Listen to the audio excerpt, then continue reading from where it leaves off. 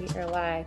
Hello, everybody, and welcome to Lex Occultum. This is our first episode here on Penny for a Tale. We will be here every Thursday at 10:15, hoping to get you West Coast peeps watching, because you guys are cool. Just saying. I mean, East Coast, whatever. No, just kidding. We love everyone.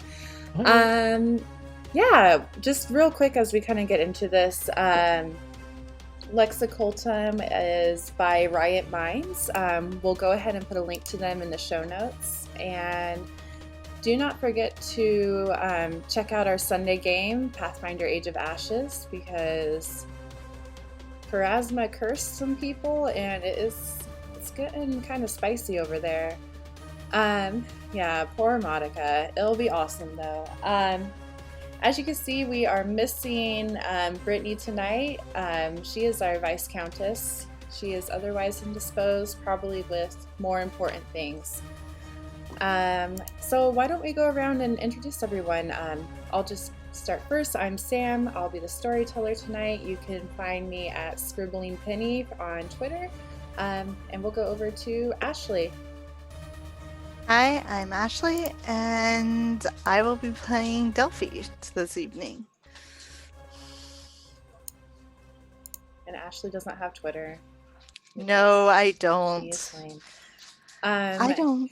The 21st century. What's up with that?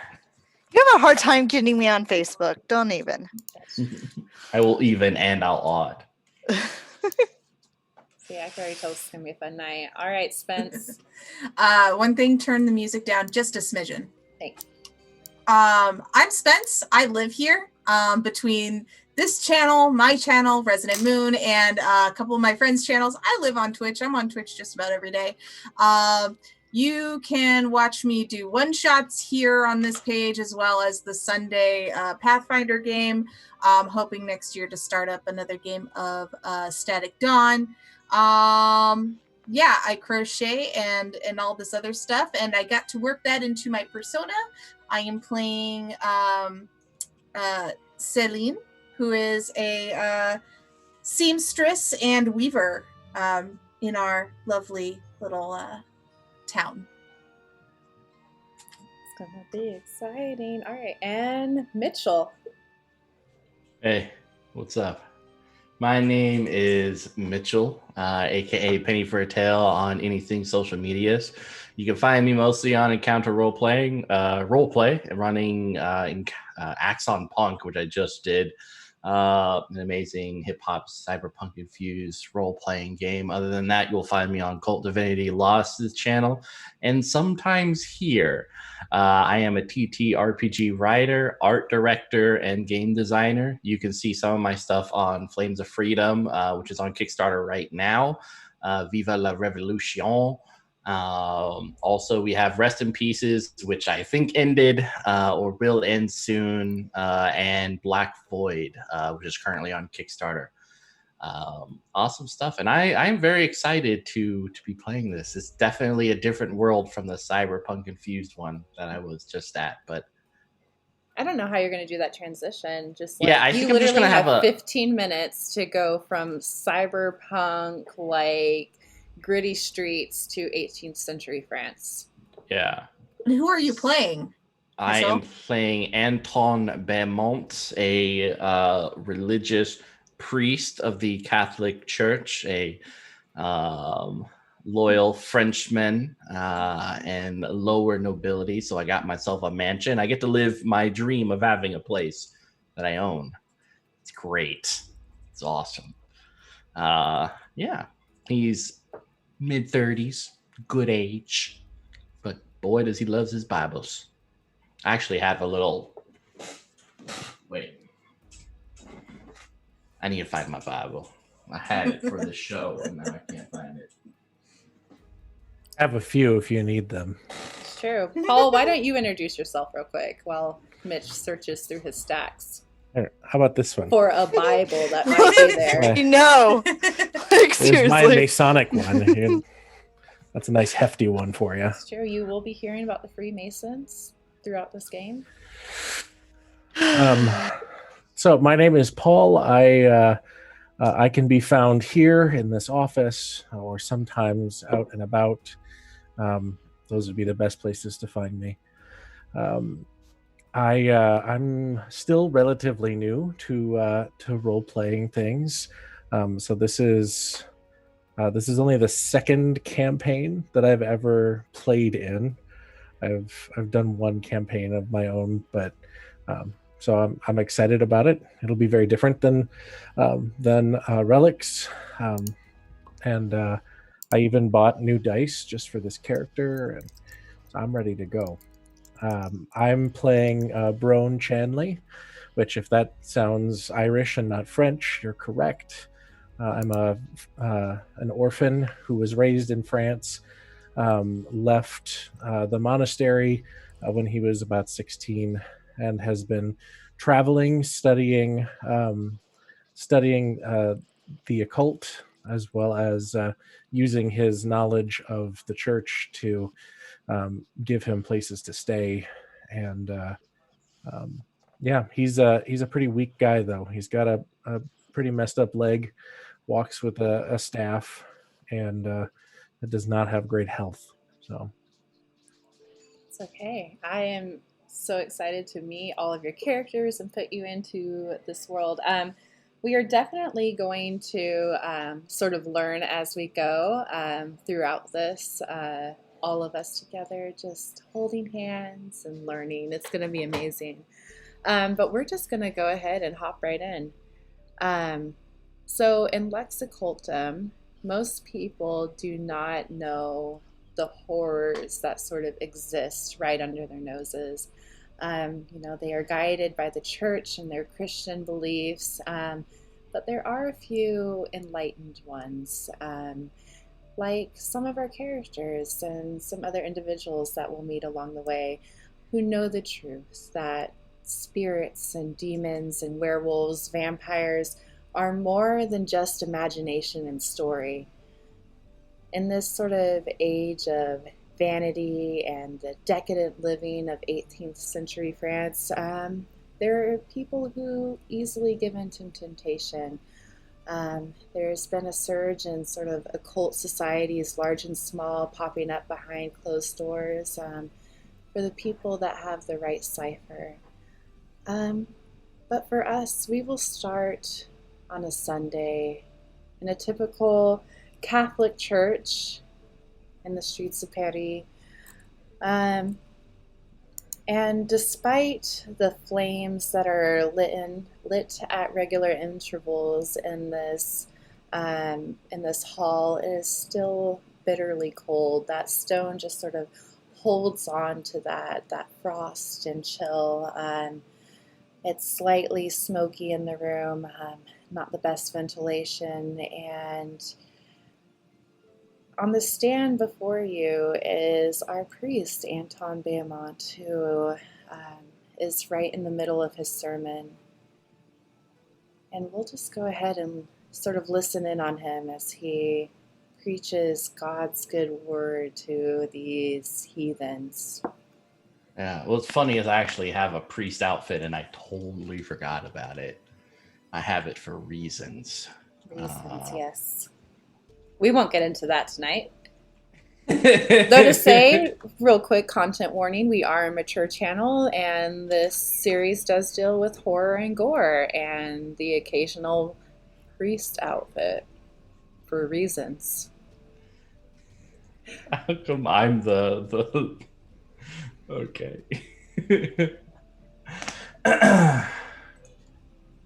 Parishioners, please join together as we pray to our Holy Father, who art in heaven.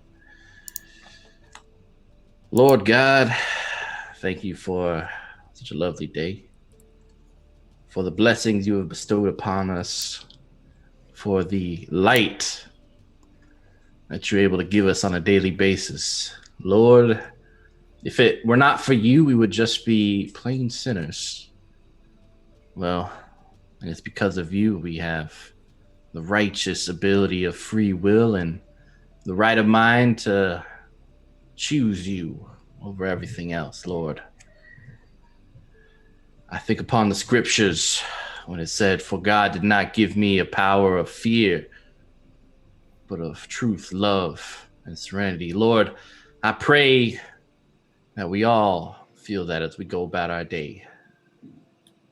Amen. Now, for those who are part of our church, feel free to come on down. We will take communion. And then afterwards, we will seek forgiveness in the only way that we can. So as Anton, Father Beamont sort of closes his remarks, a choir starts up behind him, singing in Latin, quietly at first until the choir sort of swells. Where are the rest of our characters? Y'all better be at church. Of course. So I am toward the back with most of the sinners, and the reason being is so that I can watch other people and see who's coming to church with whom. Seeing who's sitting next to whom, all the while penitently thumbing my rosary on my wrist, even though I, do it mostly for show. And I go through all the motions and walk up and take communion, just like everybody else. Excellent. I mean, isn't the main point of church to show up and make sure you're there and shown? Well, that's the Protestant church. The Catholic church is there to show that you are penitent. Oh yes, excuse me. Yeah, y'all feel bad about yourselves. Perfect. Speaking of penitent, Brone, where are you at? You've just come into town seeking some place to stay? Yeah, I came in probably 10, 15 minutes after the service had started. And just because I had been walking, decided to stay in the back so that I can sort of stretch out my leg, which is sore from the traveling. So I'm sort of propped up against the back wall with my staff in hand. When I say staff, it's really a kind of a tree branch that has been sort of worn down, sanded away so that it's smooth, but it's about as tall as I am. And when he makes the call for communion, I think I would wait until most people had gone, and then I would very slowly, knowing that I'm going to make a scene, but trying as hard as I can to not start making my way up front.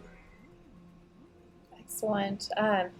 Being as sort of poor and unknown in the city as you are, you definitely have to wait till the end to get your communion. At least Father Beamont, your family probably, after the other deacons and priests within the church, would go next, and then those of a higher social class, which again at Delphine, you would probably be somewhere in the middle then, right? I normally would be, but I know Brone. I haven't seen him for a number of years. But I'm also in the back of the church. I hold back and I walk up with Brone, helping him to the front of the church, and I whisper silently to him, "It's nice to see you again." You as well, dear one. You as well. Excellent. So all of you have gone forward to take part in communion before you probably have to go back to the standing space. I'm sure if you're back there, there's no pew for you. Those are reserved for people a little bit more wealthy. But about this time, the doors at the back of the church will burst open, letting in that frigid, cold air that sort of swoops in, and lets out a couple of candles, and standing sort of silhouetted against that sort of white backdrop of the street behind him is a man in black robes, a red belt around his waist, and other than that, no real stand-outish features about him. He just seems very simple, and his eyes are dead set on you, Father Beamont, as he walks down the center of the church.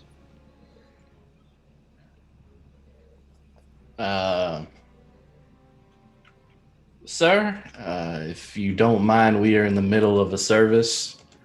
If you could please take a few steps back and maybe we could talk later. This is to defile the house of God in such a way. You should know better. No, monsieur. Doomsday is upon us, and who will help us then? Doomsday is upon us. You're talking about Revelation, Armageddon. Or do you not read the scriptures and listen and hear the words from on high? Are you a priest, good sir?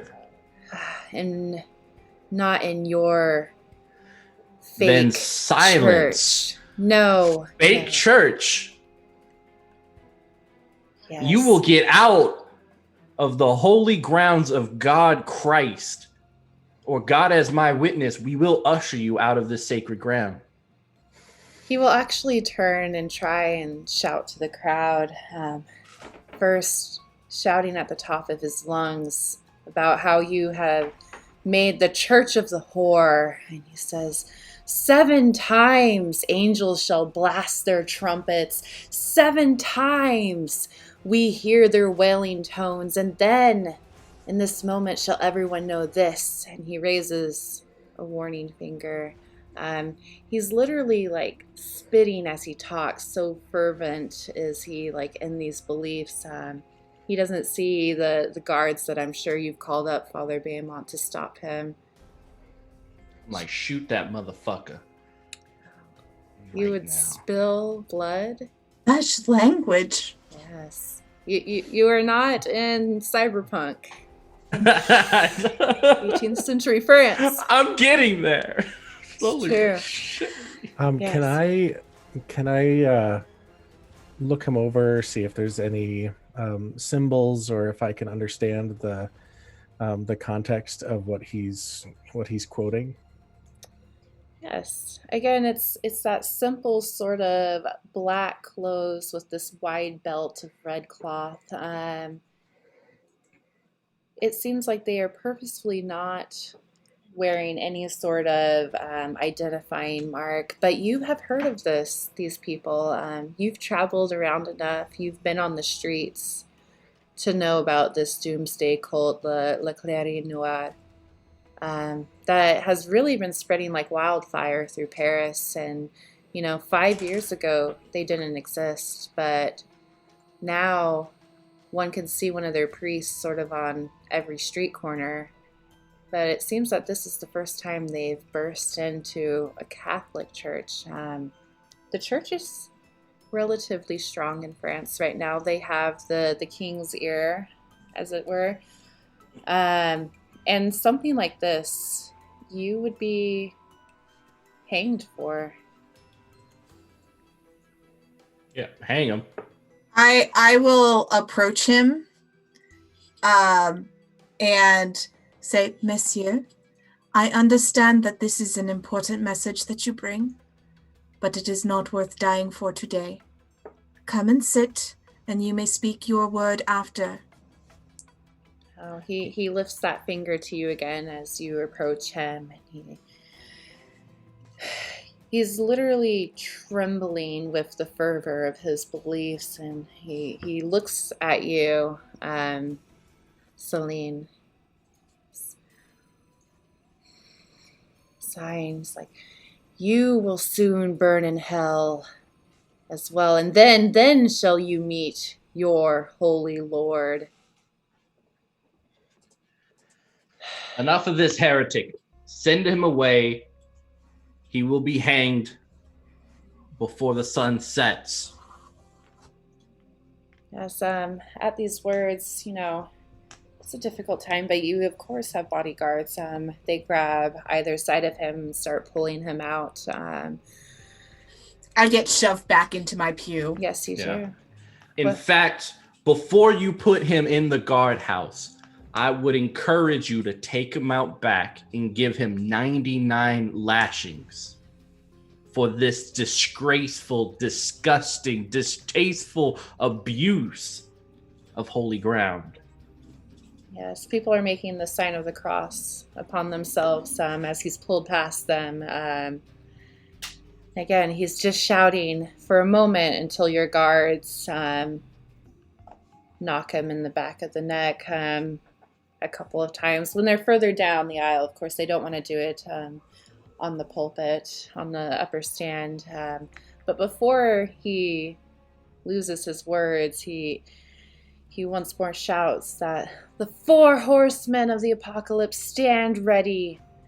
Satan's legions are waiting at the gates, before he is silenced. And this sort of quiet hush falls over your mass before erupting into murmurs as every parishioner starts talking to one another about what had just happened. I look back at Delphine to make sure that she's okay. I simply nod. I'm still standing with Brone at this point. And I raise an eyebrow. I sign to her that I'll talk to her later. Mm-hmm. Now, everyone, please stay calm. This is just a heretic, one that has been spreading throughout France. Small is the gateway to heaven. Wide is the gateway to hell. And as long as I am still your priest, I will protect you from any flames that the enemy might spout at you. Amen. Amen. Mm-hmm. Yeah, people echo your words and again make the sign of the cross upon themselves. And Mass is over. The people start filing out. I go do my normal thing and get into the confessional. And there's like a little back panel that I can scooch back, and so I can listen in to both people, but not actually be in the booth. Yeah, would Delphine or Brone, either of you, go to confession? Brone, this day I should go to confession, but I can walk with you for a while if you wish. It is good to see you again. Well, I wouldn't mind resting for a little bit, say a few prayers. If you need to do your confession, then I will be here when you come back. Of course. I will walk over to the confessional and await my turn. Excellent. It takes a time, before you're finally able to get up to the door and sit at confessional. But what do you say? Forgive me, Father, for I have sinned. What's your sin, child? I sin of the flesh. Explain. I have laid with a man that is not my husband. Well, the Bible's pretty clear on what occurs to someone who commits adultery. Are you seeking forgiveness? Are you truly sorry in your heart? I am. You are forgiven. Go and sin no more. I will, Father.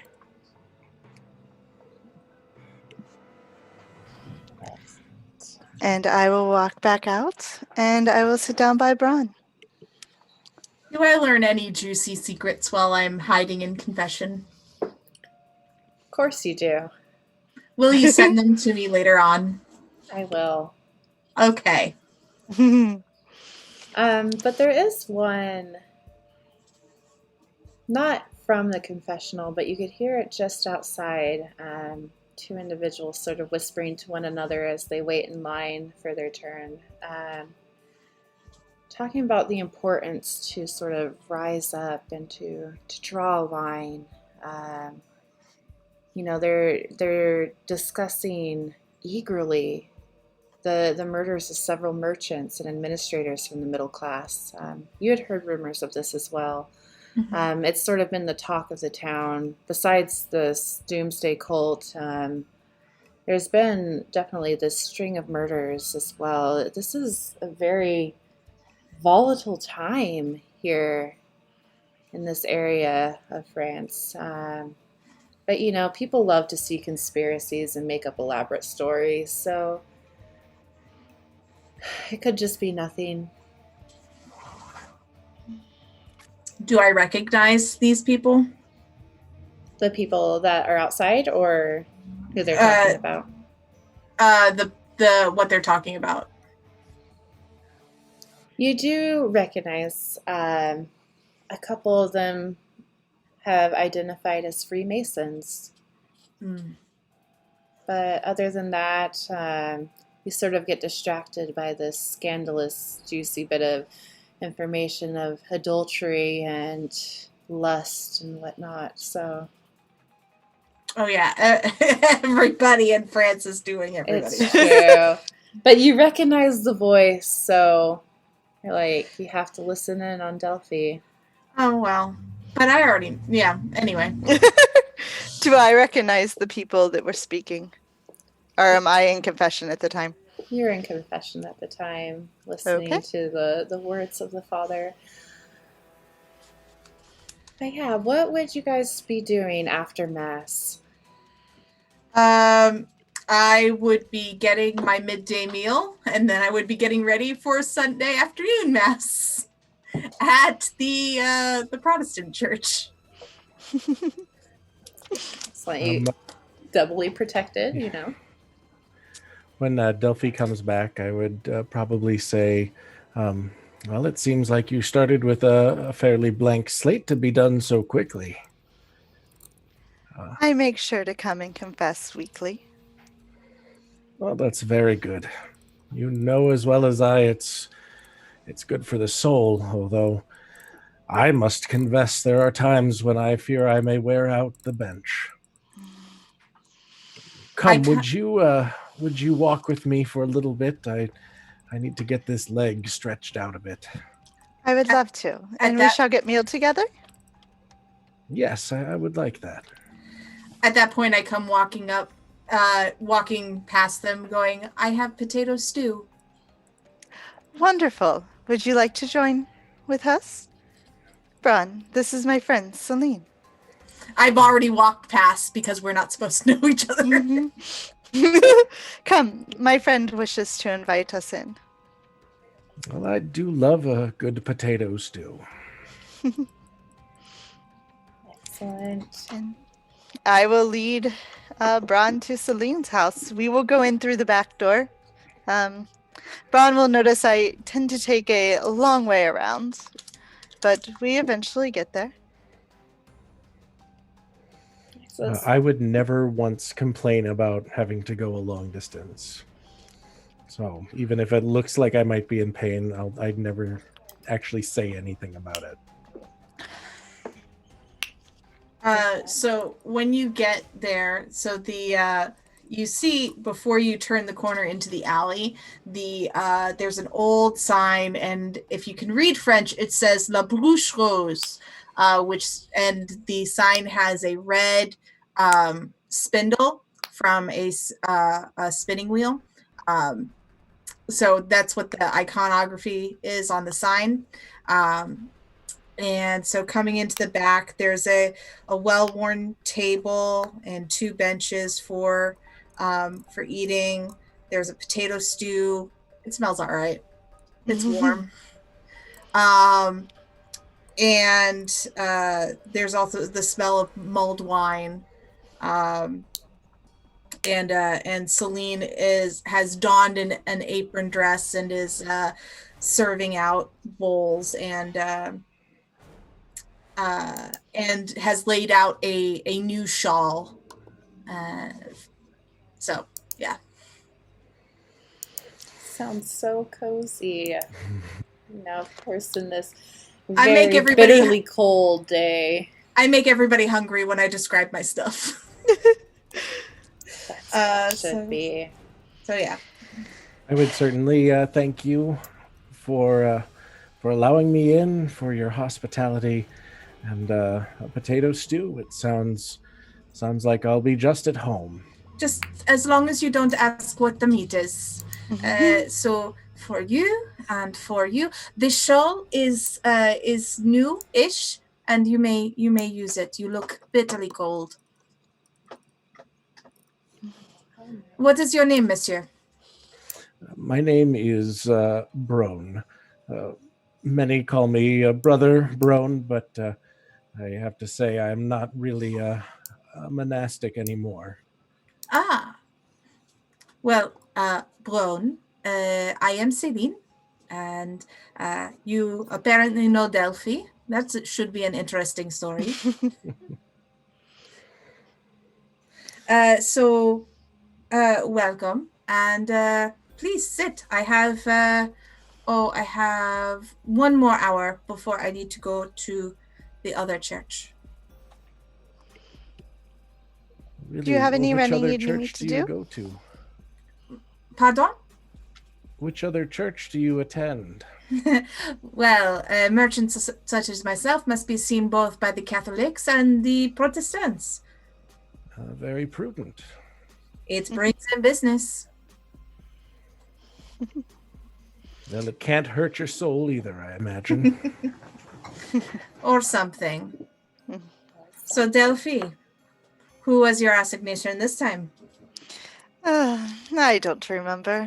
Pick one. Oh, a repeat customer. Yes. Nothing new? Not yet. I have something in the works. Do you need me to do any running for you today? You might, will you be seeing Father Beamont? I will this evening, I believe. I have a message for him Of course. that was delivered to me. Let me see. Here. And it's just a scroll. I am not sure who it is from, but I was instructed it should not find its way into his wife's hands. Of course, I will ensure that. You are so good to me, Betsy. Excellent. Well, why don't we go ahead and have that message delivered? So I have taken up service in the Beaumont mansion as a maid. I would enter through the servants' quarters, of course. And I would find my way to Father Beaumont's office. He's currently in his study by a nice fire, fur coat, and reading the Bible. Right for his sermons. I would, of course, knock on the door before I enter. Come in. Father Beaumont, Yes, Delphi? is there anyone else in the room? I would look around. No, no one's allowed in this room. I have a message for you, Father. All right, well, come on in, close the door behind you, bring it in. Of course. I will walk in and I will walk over to him and I will hand him the message. He'll look at it and kind of pat a chair by him as he opens up the letter. I have no idea what it says. I just made it up. Here you had me thinking it was something. Goodness. Dear Beamont, we'd like to inform you your internet will be cut off for the month of... We've been trying to reach you about an extended warranty on Yeah. your vehicle. It's okay. I'm like, goddamn scams. I got it. I Fucking- got it. It is actually, and oddly, from the Academy of Science. Sort of at odds with your Oh, God, it's the line of heretics. Yeah, I'll give it a skim. yeah. It basically would say, Dear Beamont, and you definitely notice that it leaves off the father title to you. It says, you have been highly recommended by a number of men within your clergy, within your society, that think you might be interested in a long-term engagement with the Academy of Sciences. We are willing to pay well and include you in a highly sought-after opportunity within our sphere. Please make haste to contact Elaine Aviers at the French Academy of Sciences in Paris, should you want to pursue this opportunity. But it isn't signed. And it's strange because you don't do anything with the Academy of Science, or science at all. Fucking science. I'm looking at it and I just put it on a stack of other letters. Not favorable news, Father? I just believe it's the Academy of Science playing games. It's hard because you know that Paris has been difficult for your parishioners, has been bursting with this sort of enlightenment and progressive thinking. These new discoveries of natural sciences are sort of been creating this crisis of faith that is not compatible with your sermons. Nope. It's unfortunate. It is. It's hard. It doesn't seem like blind faith. It's the only way to go now when you have reason and things can be proved with words and mathematics and experiments. People are turning against that God-given order. But you have Delphine, something. you know what's wrong with this country? What is that, Father? A lack of good, God-fearing individuals. I would agree, Father. These ideas, this enlightenment, this self-taught, heretical speech will only get the French people to an untimely death. You must stand and speak as you do against them. Lead our people to the correct path, to God. People think like the Enlightenment will take over and the Catholic Church will be no more. The Catholic Church will remain always. Always. It'd be the dominant faith of the people. Of course it will be, Father. It's frustrating though. I'm sorry I had brought you such poor news. No, please, be at ease. It's annoying, but in the end of the day, I preach and I get to sit by a nice fire and have nice meals and wonder. What do you have planned for this evening, Father? I think I was going to do a deep dive into some of the scriptures. I think I was sent here for a reason. God has chosen me from a young age to protect my members of my flock. And just like the shepherd must be vigilant, so must I be vigilant against the wolf. Ever seeking. Would you prefer any company this evening? I would. Maybe we can have some tea brought up and enjoy a lovely evening. I will go get us some tea, Father. Excellent. I will be in the study upstairs. Why don't you join me about an hour? I will do as you wish. Thank you, Father. Of course. He'll stand up and head out the door towards the upstairs. Perfect. And from that, we will fade back over to Celine and Brone. You have a stranger in your house, Celine. But that isn't... It is not unusual. No, not unusual at all. But Brone, you have a tendency to, you're by a warm fire.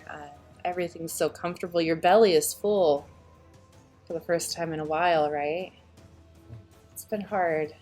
This food has been a little bit more scarce in Paris in the recent months. Not just from the cold, but it seems as though the upper class has been hoarding it a little bit more. Not as willing to give. But sometimes you find yourself falling asleep, and it's in those moments that you have nightmares, remembering the things you saw that had you leave the monastery that you had grown up in. What are you dreaming about?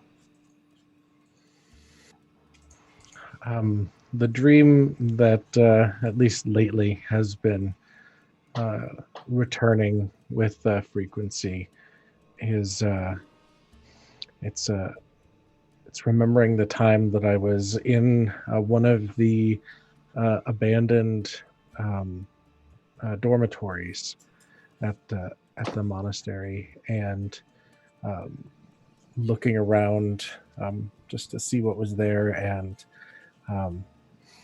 I came across a room where someone had been recently.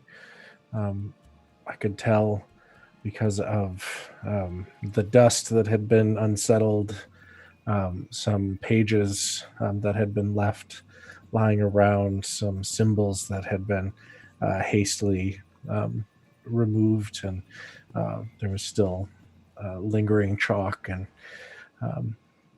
and picking up one or two of the pages, looking at them and seeing symbols that I couldn't understand,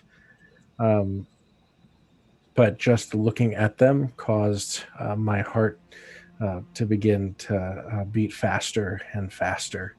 And as I picked up another page, there was a drawing on it in charcoal, and it was an image like I had never seen before. And as I stared at it, it felt as though something from the image leapt off of the paper, and it felt as if I was being choked, like I couldn't breathe. And at that point, that's kind of when I wake up startled from this dream. And you still can't breathe. You're gasping, choking, trying to catch your breath. Celine, you see this. You see Brone sort of struggling, probably falling off the stool that he had sat by the fire, clutching at his throat. All right. Deep breath with me. Brone, I'm going to have you make our first roll for your mental health. We are going to take your, let's see here. What is your psych? Amazing. It is 1. Oh, not as amazing, but that's okay. So I'm going to have you go ahead and roll a d20. Okay. 18's not too shabby. Yes, except in this game you want to roll below. An 18 is terrible. What am I doing? It's those tricky games where you want to roll low, not high. And what are you doing, new dice? I don't like this. join a They Pathfinder didn't know. campaign. They're so sorry. Yeah, They haven't been consecrated yet. it's true. It's true. Oh, difficult. Yeah, it's your vision is darkening. Delphine, or not Delphine, I'm sorry, Celine. There's a piece of paper that he has clutched in his hand. Some strange symbols on it. You don't remember seeing it there before, but he is holding it up to his throat as he struggles to breathe. You can see his eyes sort of rolling back into his skull. Okay. He doesn't have much time left. I'm going to try to take the paper out of his hand. Yeah. Yeah, let's roll your dexterity. Okay. Let's So I see. have a 0 dexterity. All right. So I'm rolling a d20. Yes. And since Roll you have low. 0, yes, I want you to roll below a 15. Oh, good, because I rolled an 11. Perfect. Yeah, you were able to, as he's thrashing and flailing around, trying to get that breath. Describe how you're able to get this paper from his hand.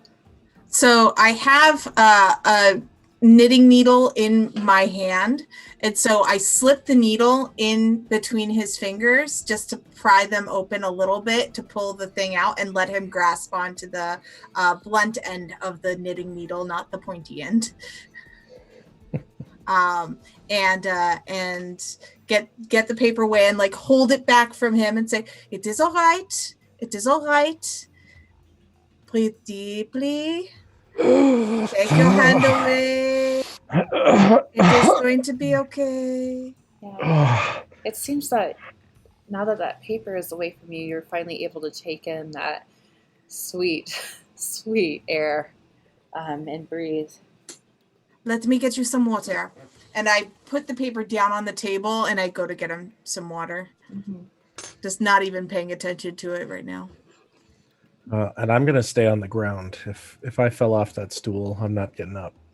Yep. No, not with that leg. All right. So here, take a sip of this, and I'll cradle him, and so that he doesn't choke on it. Take a sip. You were thank dreaming, you. my friend. I thank you, Madame Celine. Mademoiselle, I am not married. Thank you. I appreciate it.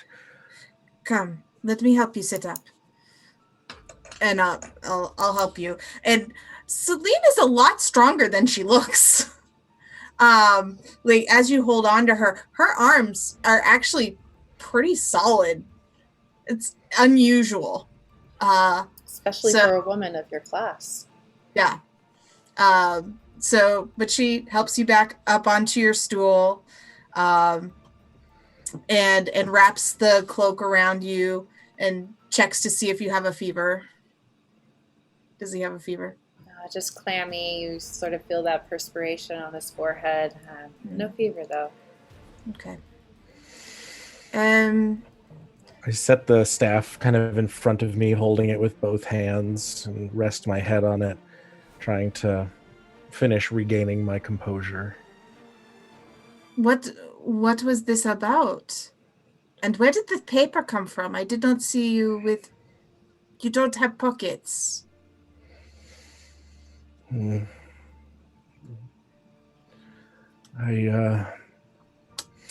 would say that I have no idea, but I suppose lying when we first met is not a good way to build a relationship, is it?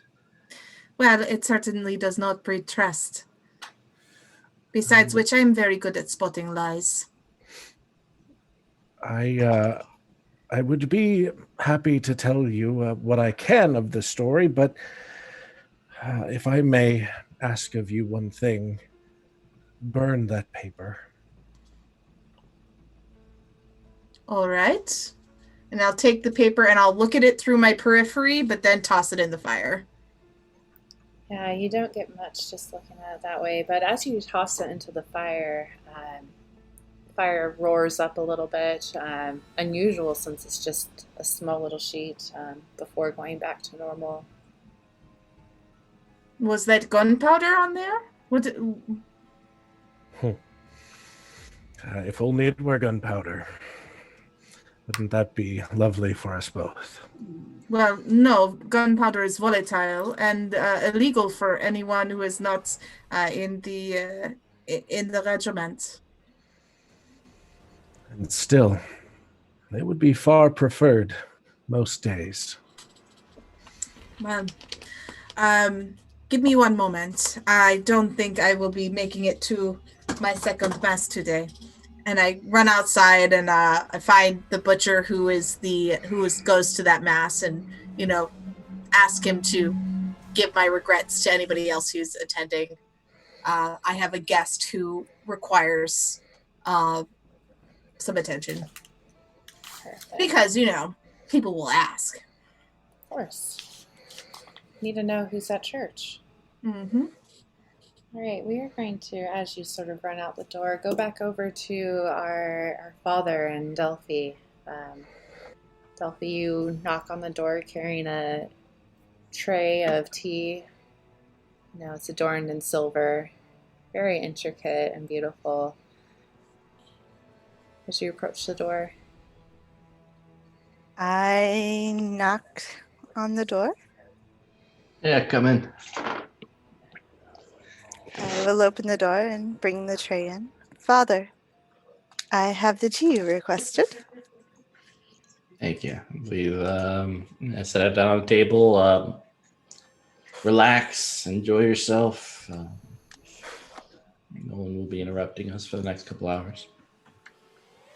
Your wife has already taken to bed, sir. I helped her dress. Excellent. Well, the night is young, as they say, and idle hands make rough and interesting work. It does. Is there anything I can do to help keep your hands entertained? I think we can find some things to do. yes. First, let's enjoy some tea, some discussion. It has been too long since I was able to be myself. Of course. Would you like me to play the flute for you this evening? I would. Yes. Your music is always comforting. So I would pull out my flute case that I keep with me. It's one of my most prized possessions. And I would lay it down beside me. Father, how has your days been treating you? I have not seen you as much. It has been rough trying to find a place in this world that, I guess, where I belong.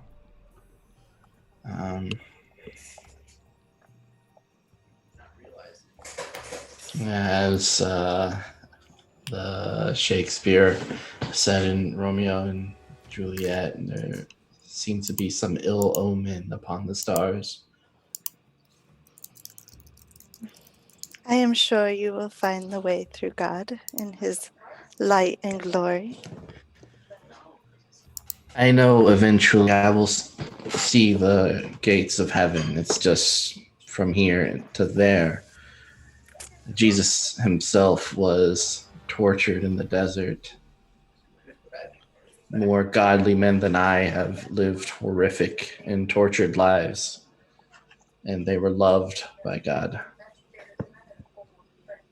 For me, torture is an existence without purpose, and the more I look at my flock, the more I realize that none of them really believe as I do or understand as I do. Your guidance is always well received from what I hear and I see. And plays in Paris are often clapped and yet have no value. I will stand up and I will walk behind him and I will start to rub his shoulders to help him relax. Man, I wish my chair could do that. Like, That would be beautiful. massage. As you get up to walk over there, you hear from the street the criers that go around announcing the news, talking about an execution. The only execution you could think that would be happening is the one from this morning, as Father Beamont had proclaimed. Father, it looks like God has truly shined upon you. Your judgment has been rendered here on earth. It should be. He spoke lies.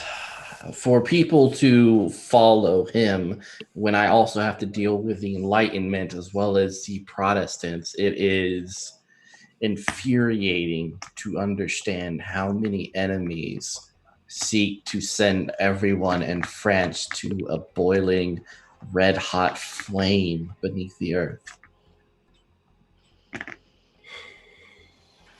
It's true. So you do know that executions in Paris are, at least something like this, would be a public event, something to sort of make an example of. And it would be normal for you, as the father, to probably attend to say his last rites, but it's probably up to you since you're I'll be getting there. a massage. Oh, is it happening now-ish? It is. The crier Okay. is running now. I will be here when you return, Father, of course. Actually, could you accompany me? I'd greatly appreciate it. See to my affairs as I'm on the road. Can you call the carriage, please? Of course. So, And I will go and arrange for his transport. perfect. So we will, as you guys begin your journey to the execution grounds, go back over to Celine and Brone.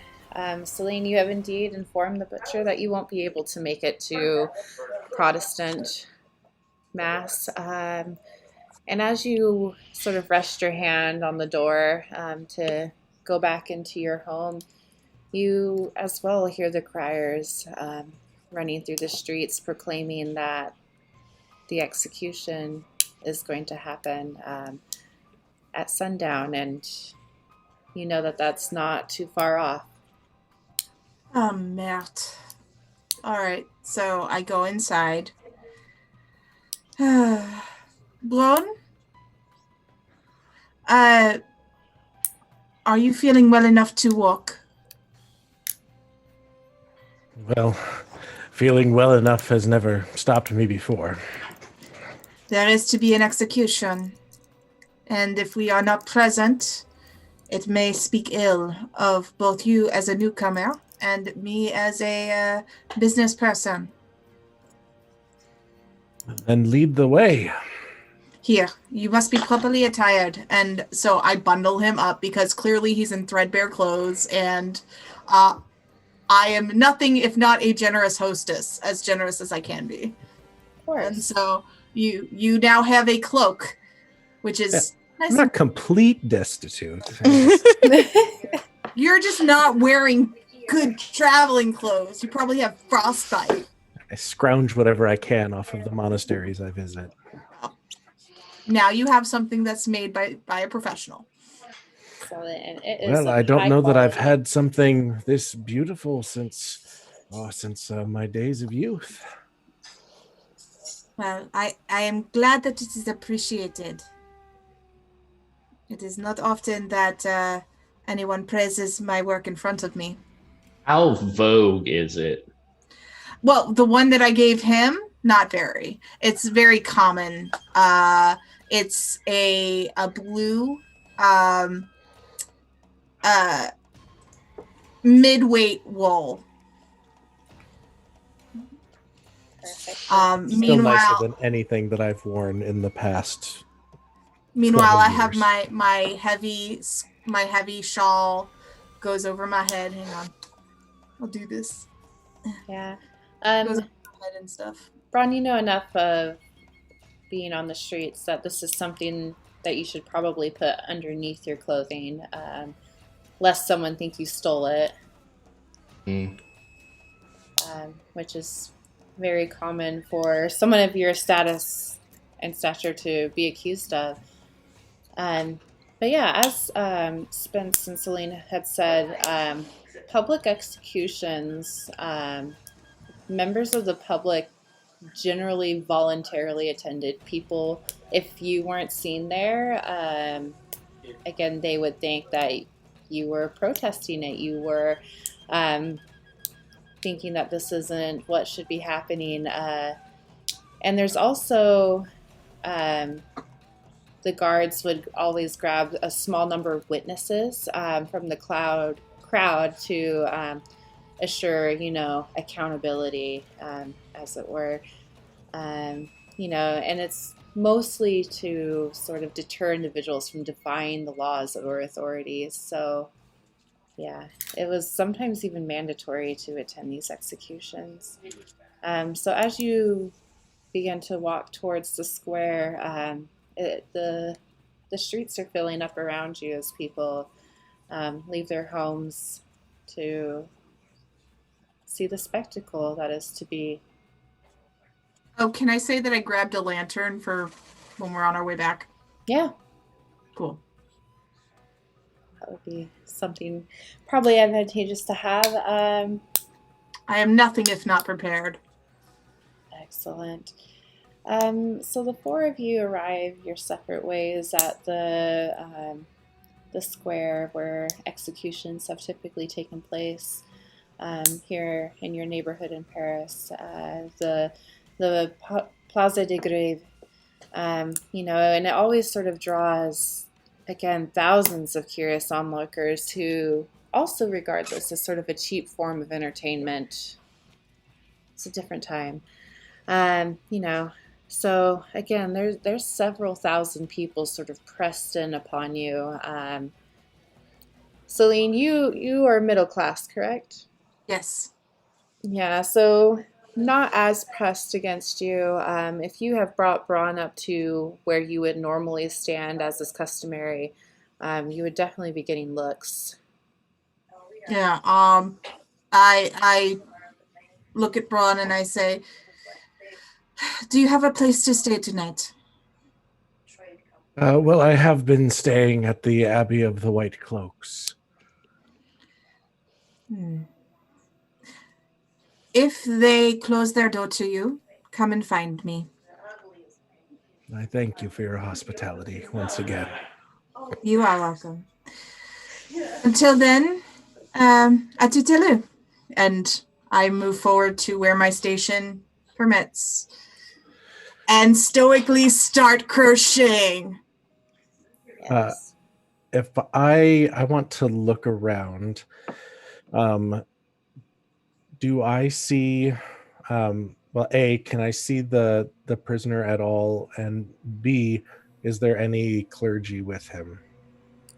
Of course. So, again, this is a spectacle. This is an event to be seen. You see this rather large stage that has been built just for this execution.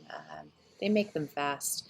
And on display are sort of those gallows. You can see the rope hanging and swaying as the snow kind of swirls around it, as well as the instruments that are sort of required for what's called will breaking.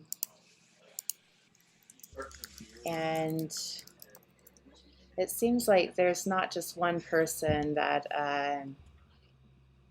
is there to be executed. You actually see a line of 5 people as well. Breaking the will or execution will, or even just it's simply known as the will, as that this is sort of a gruesome way to put someone to death. Breaking the bones of the criminal or bludgeoning them to death as they are sort of strapped upon this thing. But they definitely want to make an example of this person, it would seem like. Other than that, you will notice 50 guards or so stationed around the various entrances. leading in the streets leading into this sort of centralized square. And you do see clergy. You actually recognize Father Beamont standing up on the stage, speaking quietly to the line of people waiting to be executed. But other than that, you sort of get this general sense of unease. Do I recognize any of the others that are to be executed? Well, you recognize the individual from the church this morning that had so rudely interrupted Father Beamont's sermon. Other than that, you're not quite sure who the other 5 are. And then secondly, is there anyone in the crowd that I notice is noticeably absent? No, everyone seems to be here that you would expect. Okay. But the crowd, again, it's larger as well. You don't know if it's because of the people on the stand or just it's winter and people had nothing better to do. Mm-hmm. But Delphi, where are you? I would have gone with Father Belmont to help him get set up, and then I would have gone to either where the servants would wait on the clergy or back to where my station dictated. Perfect. And Father, what would you be saying to these prisoners? Their faces are downturned, a few of them, but you'll notice that the 3 at the end are staring out at the crowd, this look of defiance on their face. Yeah, I will move towards them and get down on my knees. God may forgive you, but I assure you I will not. And your last moments will be but a taste of the pain that you will endure after all of this is over. You will suffer, and you will suffer for a very long time. So stare at the crowd as defiantly as you want, but before the end of the night, you will soil yourself like a child, and you will be screaming for me to end it. And I will have tea, maybe some dinner, and maybe after you will find some solace by the death we will provide you.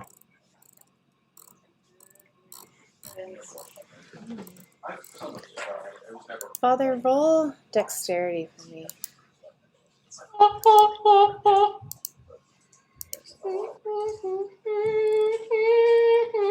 Ooh, 5. Excellent. Yes, you notice that the prisoner that was sort of immediately in front of you, his lips are dry and cracked. You notice that he probably hasn't had as much water as he needs, but he's mustering up to be able to spit on you, but you step back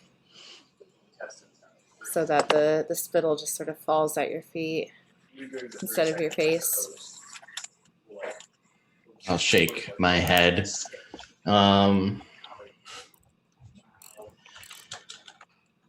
Sigh. I think we shall start with this one. Excellent.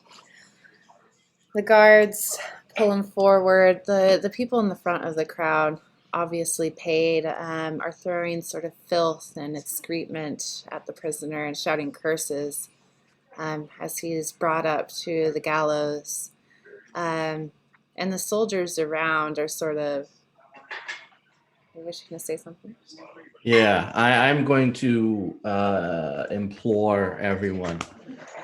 I think something special for this brand of heretic, something that comes from the Bible. If everyone would please grab a stone and place this individual up on these rafters, we will deal out justice as God has intended.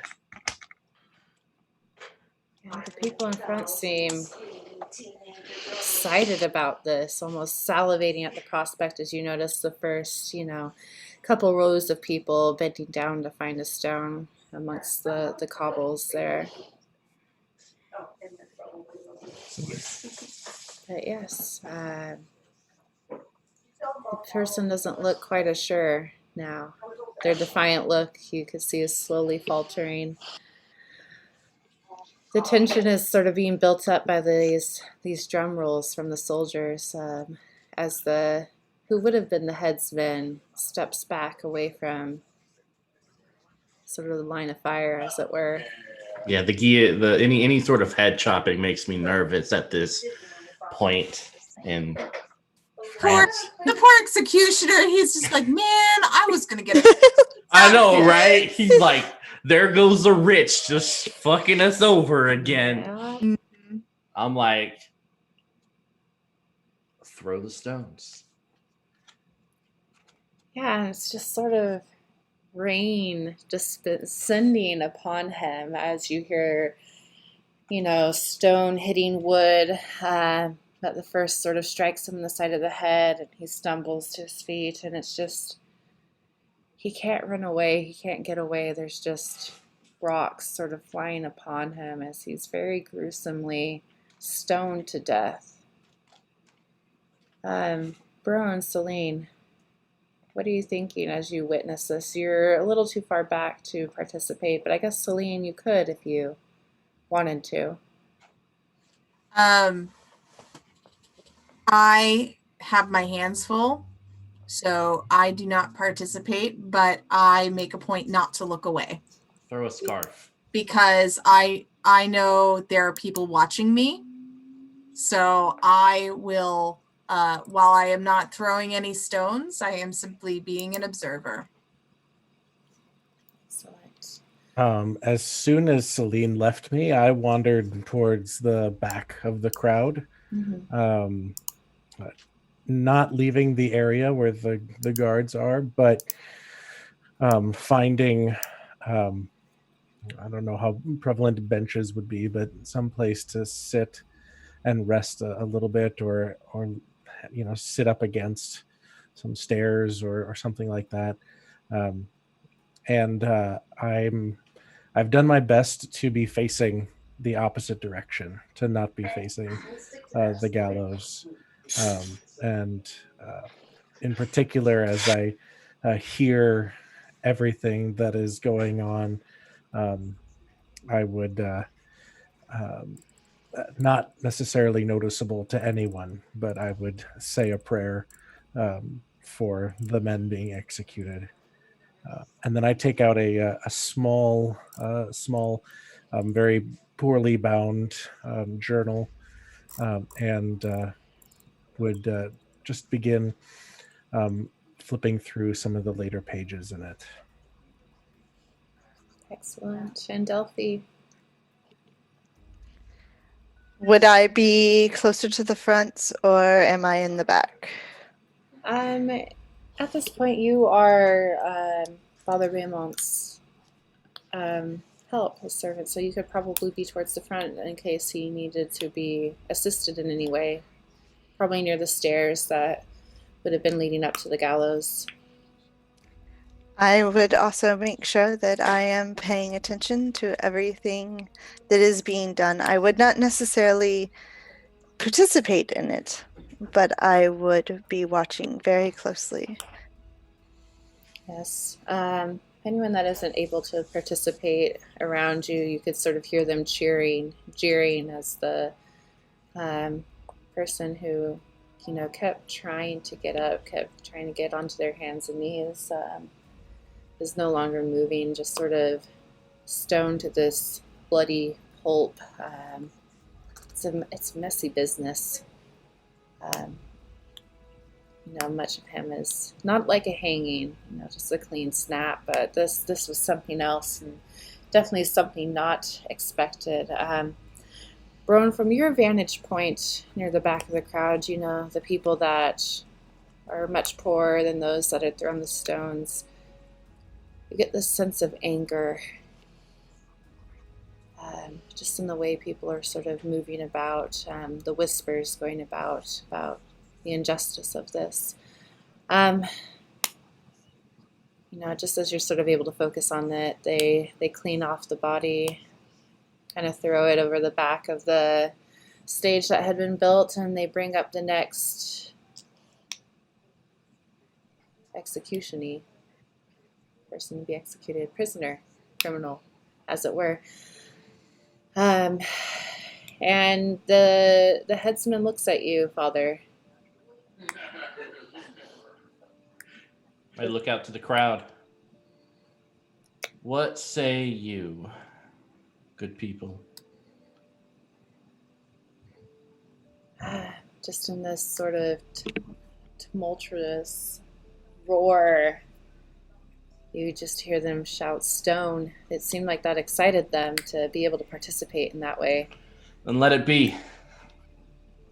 And they are able to find stones, and the thing is repeated again. More people are... The anger seems to be growing near you, Brone. Do you let this continue for the remainder of the criminals, Father? If the people want it, yes.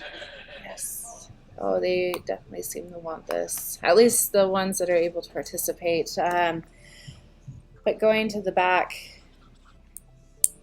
you could hear people begin to shout, "Death to the tyrant." They're crying, they're lamenting, they're furious as the last person is brought forward. The person that had interrupted you, Father, stands before the crowd. He is still looking at the ground. He isn't one of the ones that were looking out in defiance. You could already see the people bending down for rocks to repeat the gesture. No rocks this time. This heretic will be burned. The headsman, you know him This as poor guy. Briar. He goes forward. He's like, "Father, we are not prepared for a burning. We will need some time if you believe it to be so." I think your axe might grow dull. So go ahead, finish it. He smiles and nods, grabs the prisoner by his shoulder and just pushes him down to his knees, not even going over to the block, just there right in front of the crowd. At this man's knees are just sort of the bits of flesh and bone and blood and rocks, almost like this sort of, what's the word for it? Altar of stone and flesh had been built from all these people stoning the other individuals before him. So I guess that's a chopping block enough. But just as the headsman sort of raises his axe, Brone, you see the back, the people, the crowd start to surge forward, going towards the stage. Celine, you were pushed in this, Delphine, as well, as the crowd behind you has grown anger, shouting, "Liberty, liberty." This huge wave of people pushing against the stage. Are any of the people who are running forward, are any of them my contacts? It's hard to notice at first. It's sort of this flurry of movement, but yes. I will try to grab one of my contacts and pull him aside and say, "Stop this nonsense. This is how you die. This is how this dies." Did you just see the way that they killed those men? I did. But we cannot be reckless. No, Celine. Enough is enough. We have the crowd with us.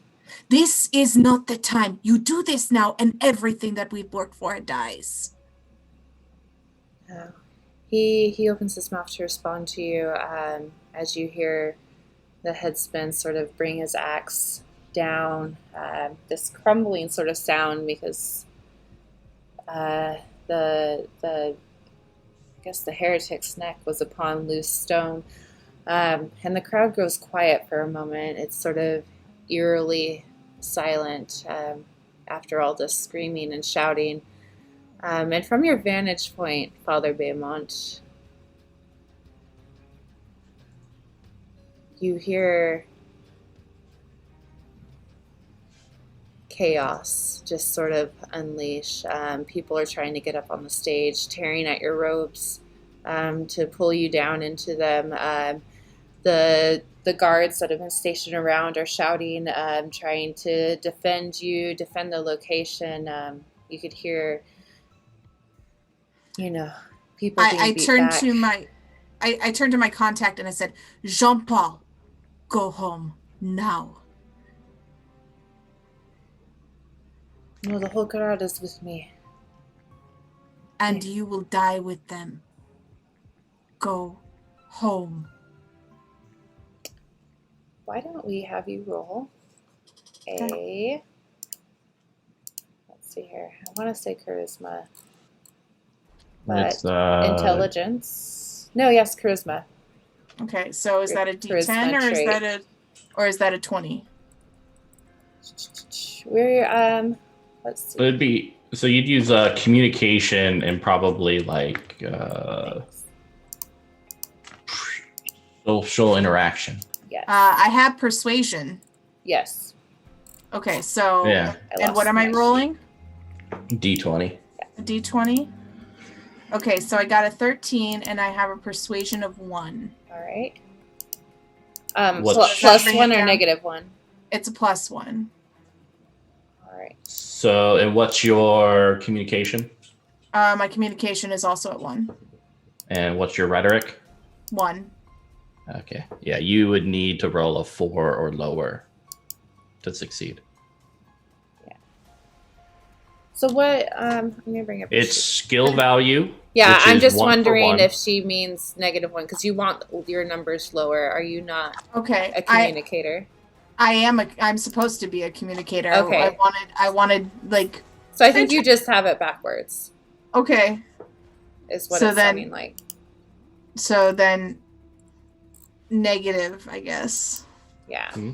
That's What? not how you There do is skill no points. there is no negative in this. Yeah, it's So- Yes. it's skill value, which is in this case communication. That's Yeah. a 1 for 1. Okay. The discipline is a 1 for 1. Mm-hmm. So you add those two together, and then specialties are a 2 for 1. For every point you have in there, it gives you a +2 to your skill value, and you're trying to hit that number Thank or you. lower in order to succeed. Oh, okay.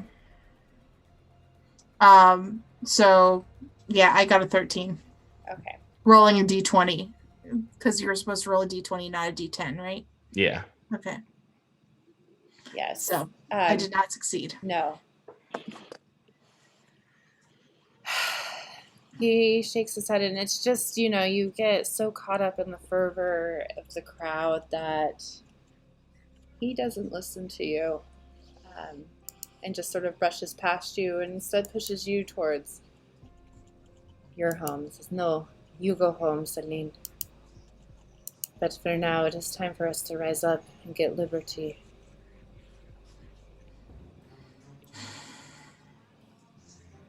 I will go to try to find Delphi then. I'm mad as hell.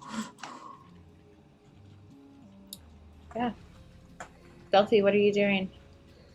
Get me out of there. All of this is happening very quickly. If you guys are going to try and escape this uproar, I'm going to have you make some agility checks. Yeah. This This is bad. Okay. I need a 1. Agility 2. 4. I would need a 5 if I'm calculating this correctly. So for agility, I would pass, I believe. Yeah, you could probably use like evade or parkour. Mm-hmm. Yeah. Parkour. Yes. Thank No, you, this is a assassins. serious time. Yeah, I need a 1 to succeed because I am not good. Yeah, but Brone, you do not have to roll. You are sitting in the back, behind the crowd, correct? On the Yeah. stair. Yes. So you are watching this all unfold. And it's probably the first time I've stood up and I'm standing on the stairs or wherever I am, just watching. I just wanted my French pudding. Let them eat cake. So am I supposed to roll an evade as well? Yes, to be able to get up to Delphi. I did not succeed. That's difficult. It's just sort of this swarm, this mass of bodies pressing upon you as you're sort of tossed like a rag doll back. Yes. You know, despite your strength, there's just too many here. It's almost like drowning in the crowd. Delphine. And also, I'm not wearing my proper outfit. No. I believe I succeeded. Okay. So, yeah, I would be trying to get to the father to help him, but also trying to get away from the mass of people coming forward. Definitely. You're able to make it up onto the stage. Why don't you describe how you do this? I start to see the crowd coming forward, and I realize that taking the steps would be a mistake. That's where most of the crowd is going to go through. But living on the streets like I did, I'm fairly agile. I decide to go ahead and climb up the side of the stage using the wood planks is an ability, or is steps almost, and I climb up and I get as close to the father as I can, trying to get him to follow me. Yeah. Father, you've had a couple of stones thrown at you. Fitting, as it were. You're bruised, bleeding, your robe's torn, as the people have tried to pull you down into the crowd, but luckily, maybe a miracle, Delphi is able to grab your shoulder and pull you back into her before the crowd envelops you. But they are climbing, they're getting onto the stage. A couple are running towards you. Yeah, I'm like pointing at our carrot and I'm can we go? Hot damn. Delphi would attempt to go off the back of the stage. I'm assuming it's not too exceedingly high. She would attempt to climb down it, kind of the same way she got up. Yeah, I mean, this stage was so that the thousands of people here could see, so it's probably a good 7-8 feet up in the air. You know, you gotta leave room for the bodies to dangle and Hit the floor. yeah. So you can pull him back, or are you leaving the father behind? I will pull him back and try to get him to follow me down. Yeah, I'm following. Like you are God right now to me. So save my ass. I will try to get him to follow me down while I am climbing in these Like, god-awful next time, shoes in a dress that bring in is a not gun. befitting. Bring in a gun, like several guns. I do, however, have a whip on me. It is something I keep underneath my coat at all times. I would tie it off to help the father climb down, and myself as like a rope. I imagine like Indiana Jonesing as you're like whoosh, and you like put me in your arms and you're like dun dun dun dun and I'm like you're my hero. Oh my gosh. I do not have the strength for that, I can tell you that. I believe in you. This is excellent. Let's see here. I am going to actually have you both roll something a little different called a luck roll. Okay. Ooh, luck rolls are fun. Yeah, so it's sort of a variant of a situation roll, giving you, let's see what kind of determines. So it's going to be a D10. Okay.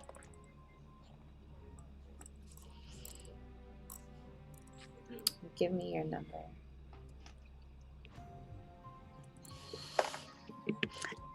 I got an actual 10, so that's either really good or really bad. Yeah, so actually in this moment, the higher the rolls, generally the higher the luck. Low rolls, the opposite. Yeah, what did you roll, Father? Oh, luck roll? Yeah, Oh, I don't want to roll. yes. I got a 1.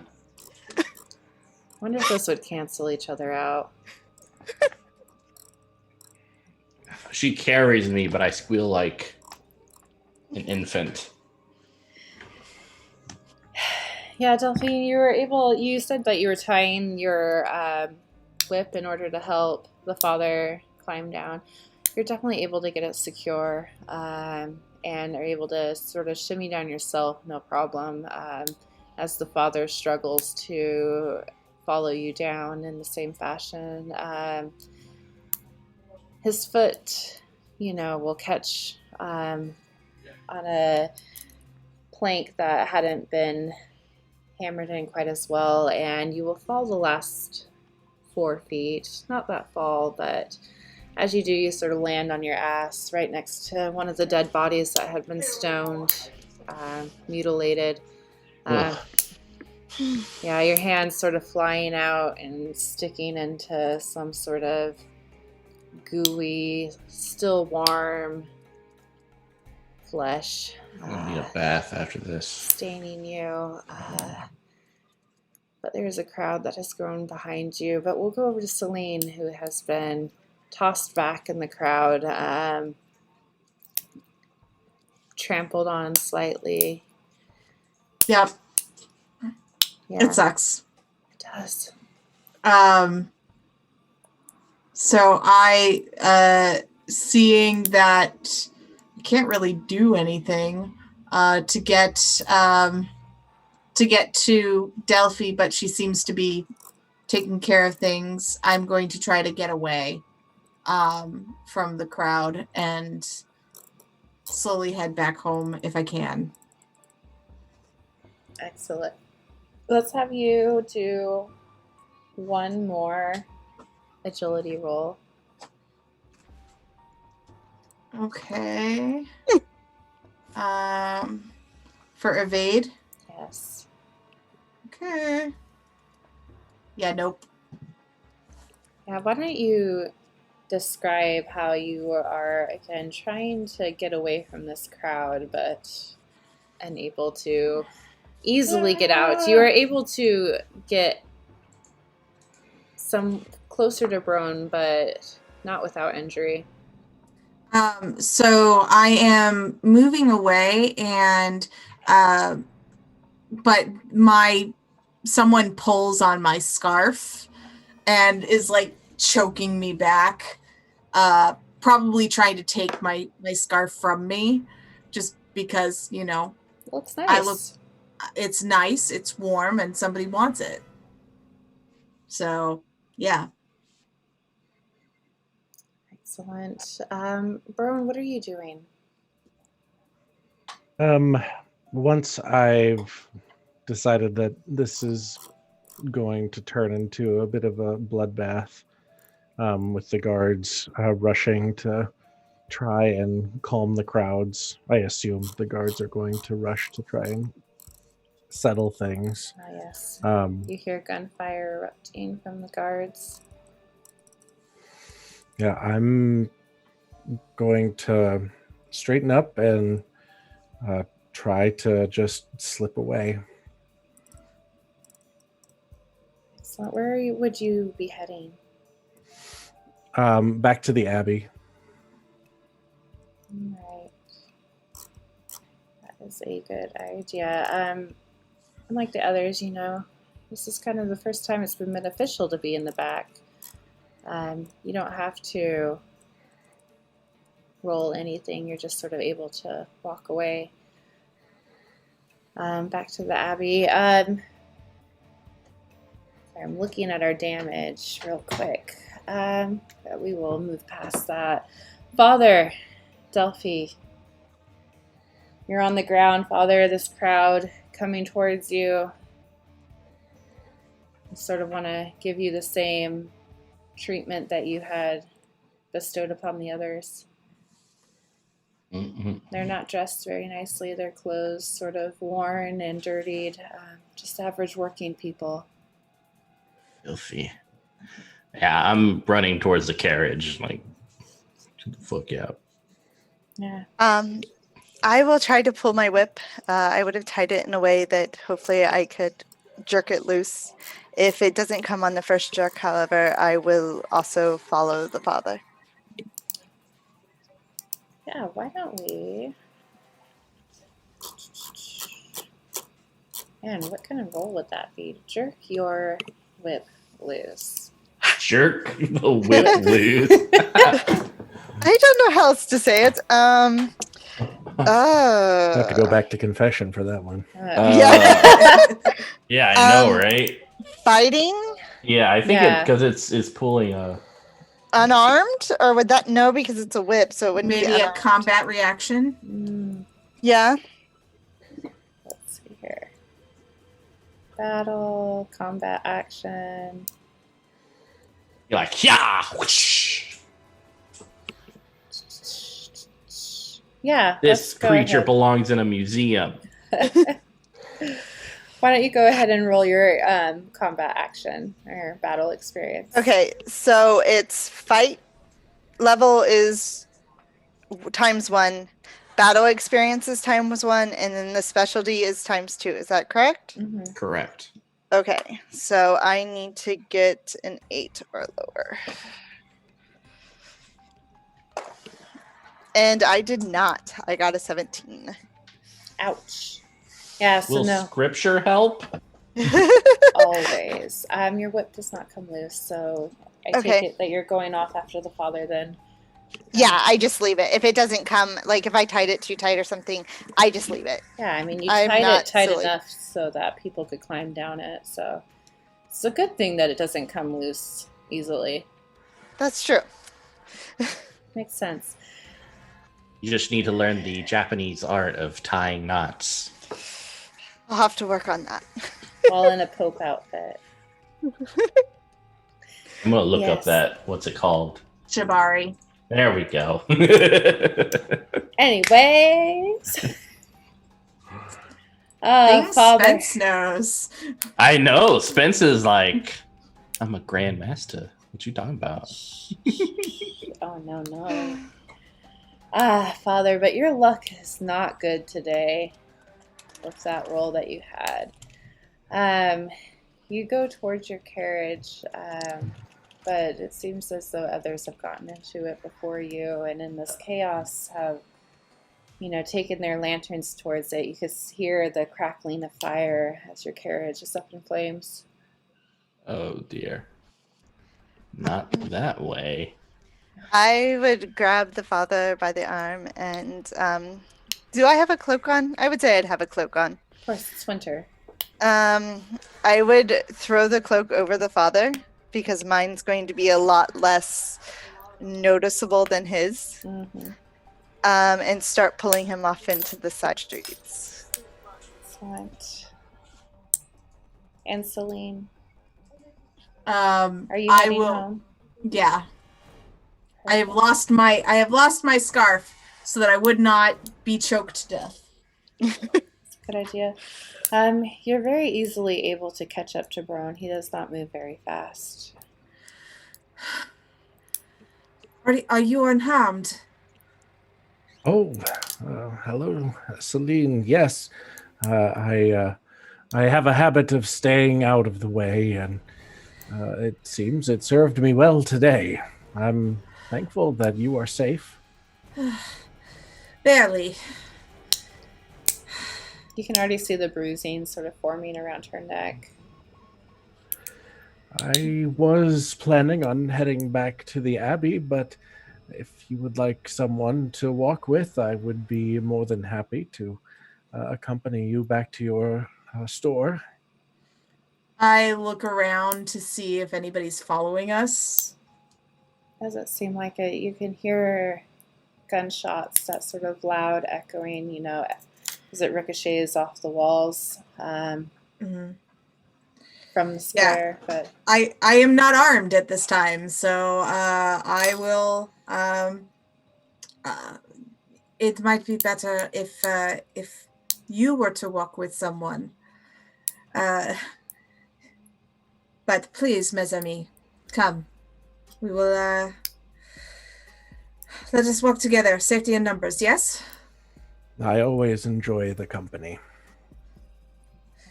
and it's good. The darkness, it's dark now at this point, and it's still sort of... how does the darkness make you feel, Celine? You do. I believe you've lost your lantern and sort of being tossed about. Yeah, probably.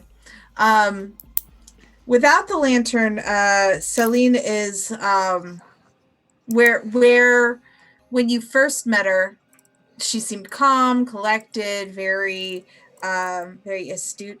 As darkness falls, she becomes more twitchy and keeps reaching for her side and then shaking it off. She's very nervous, visibly nervous.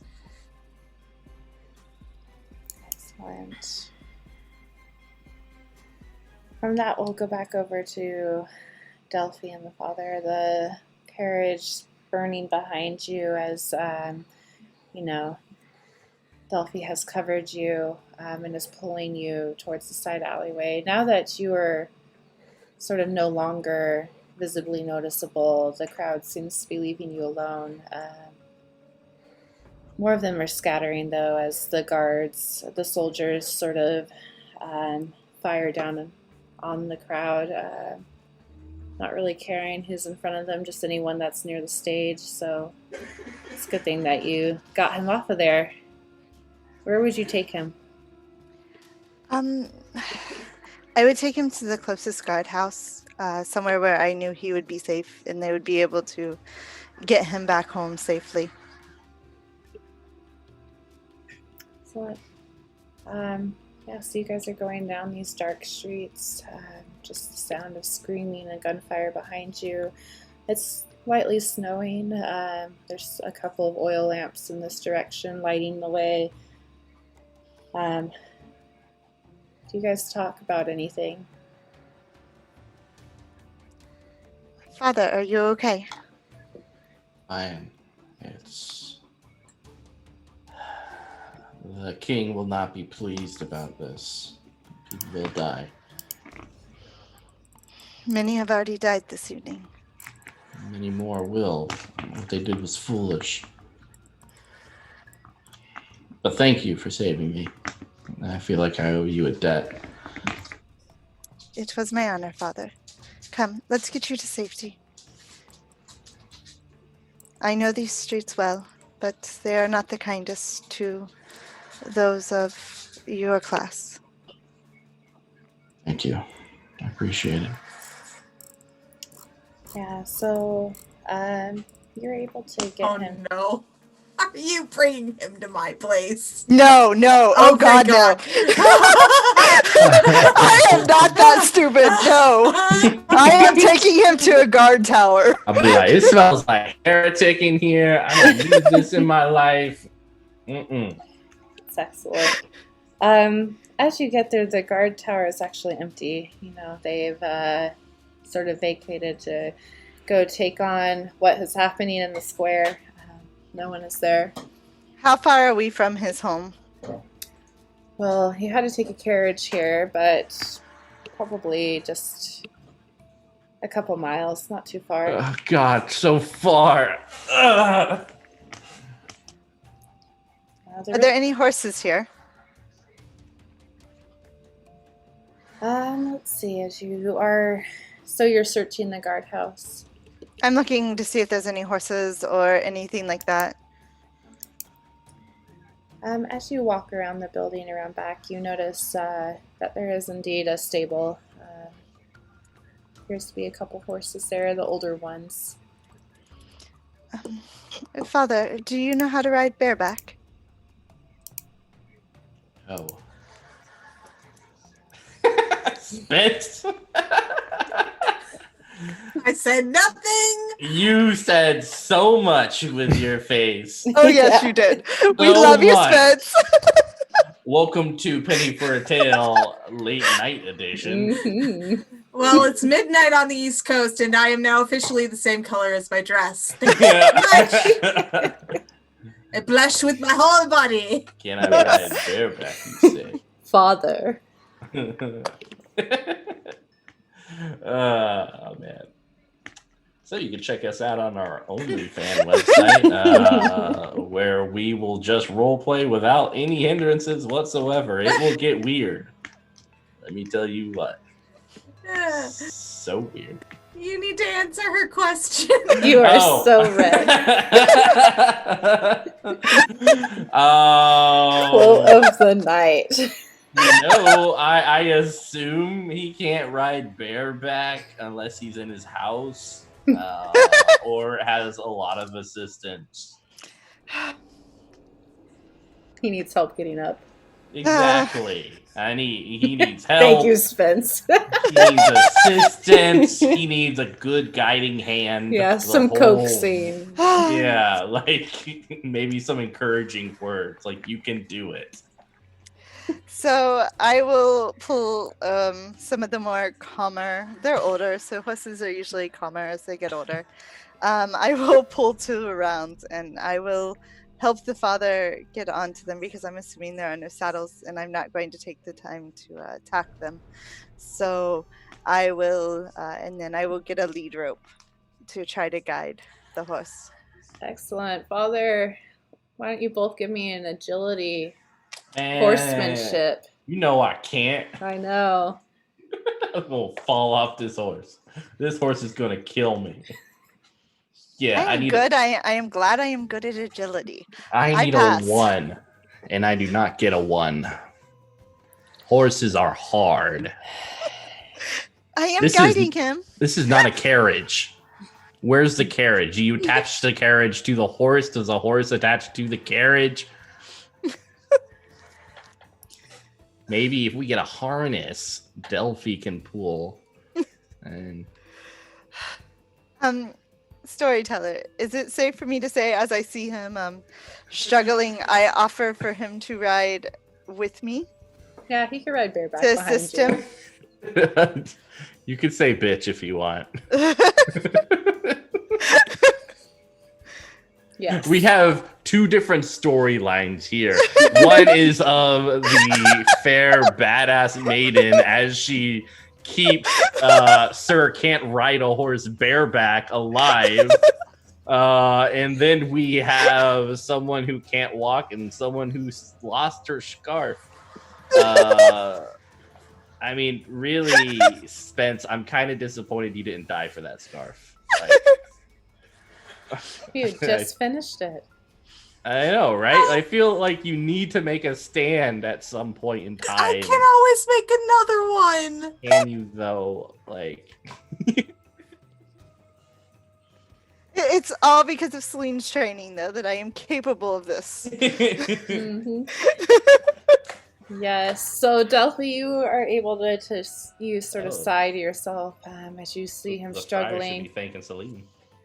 Yeah, even with the Skills. stool, he is not able to get up onto the horse.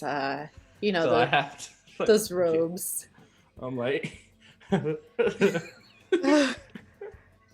Father, not around the neck, please. Please. Oh, I thought that's...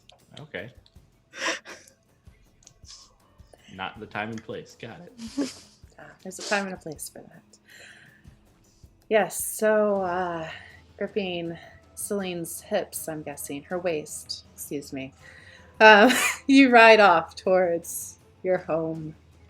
Back over to Brone and Celine. All of a sudden, Celine can't breathe.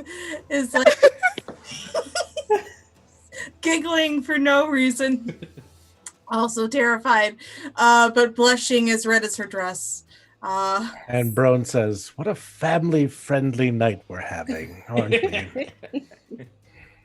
Yes. Yeah. It's after dark somewhere.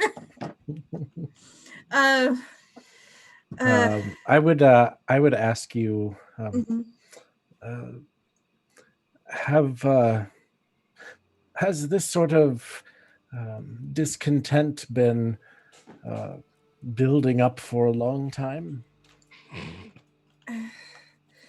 Whenever you have a select few who act only in their own interest and not in the interest of the people, you will have unrest. Very true. It's definitely true.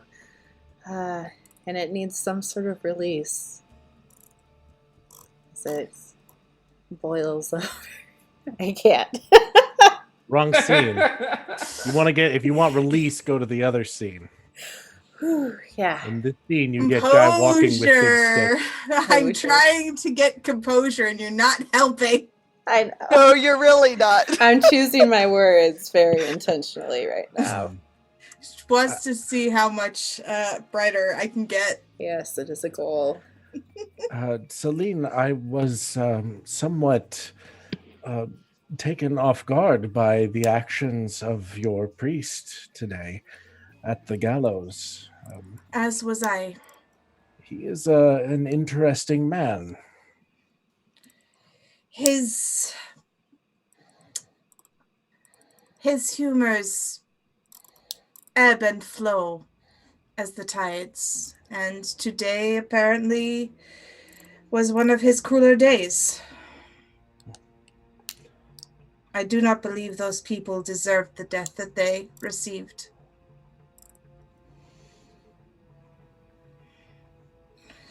But I was sent by the abbey here to meet with him. They are growing concerned, especially about this part of the city, and told me that he might be a good person to speak with as a clergyman. But well, you would I not get wonder- an audience with him looking as you do. as you know, the brothers that I am around do not often adorn themselves with much. We tend to live poor lives. You will beg my bluntness, but you smell. And he is very finicky of those who are travel-worn or worse. He is fair of constitution. I give you a kind of a winking smile and said, "Well, your bluntness is appreciated. Aren't we all about truth in our relationship?" It is so. If you wish, I can help you have a not a bath, but I have warm water. I can make warm water and give you a cloth. You would be able to clean yourself and be presentable to him in the morrow.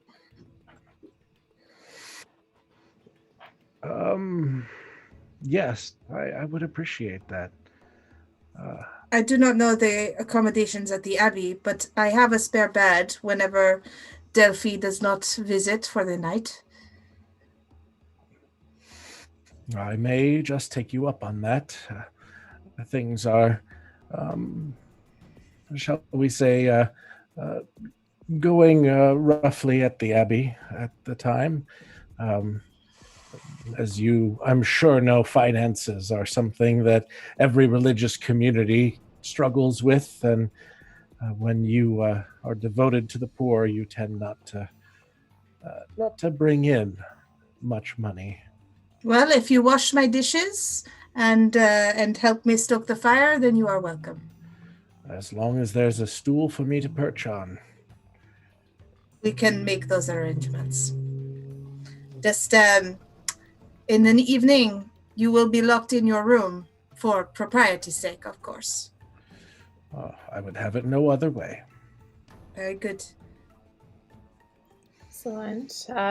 Luckily, your house is far enough away. You still hear the echoing of shouts and gunfire, but it seems that your place is safe.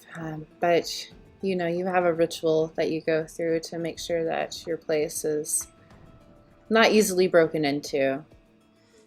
But also, I'm well known with the Resistance as a do not touch place. Yes. It's interesting. Back over to the father and Delphi. You are able to get him home. General unrest. You keep seeing movements in the shadows, but nothing that comes out towards you. As we pull into his home, I will slide off the horse first and try to assist him down as easily as I can. And I will go inside and grab a servant, one of the butlers or somebody to help him into the home. Delphi, where are you? I was just going to return to my home, Father. If you may, I think I'll need additional protection for tonight. If you wish me to stay, I shall, Father. I do. Come. I will follow the father into the house. And we will retire in the foyer. Excellent. Or go ahead and fast forward through whatever events happened in the night to the morning. It's Monday. The streets are quiet. Bodies littered about if you were to go. Not yet cleaned up. But Delphi and Born, where is it that when will you try and get an audience with Father Beaumont? I think that even when you unlock the door, whenever that would be, I would still be in the room saying prayers. Would you listen to them? I would put down the hot water basin and a clean cloth, and you'll notice that there's actually a robe that's been made, well, not made, but like set aside for you. It's clean, and yeah, I'd listen for a couple minutes outside the door. So the prayers that you hear would generally be really traditional, sort of monastic morning prayers. Mm-hmm.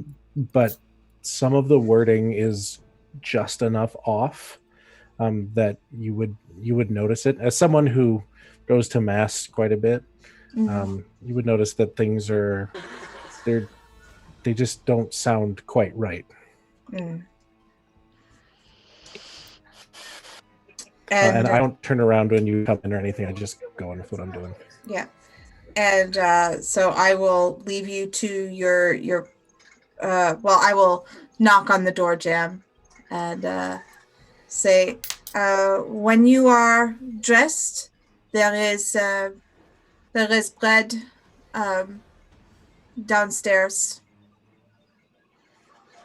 And I go downstairs and have my morning meal and then get to my loom.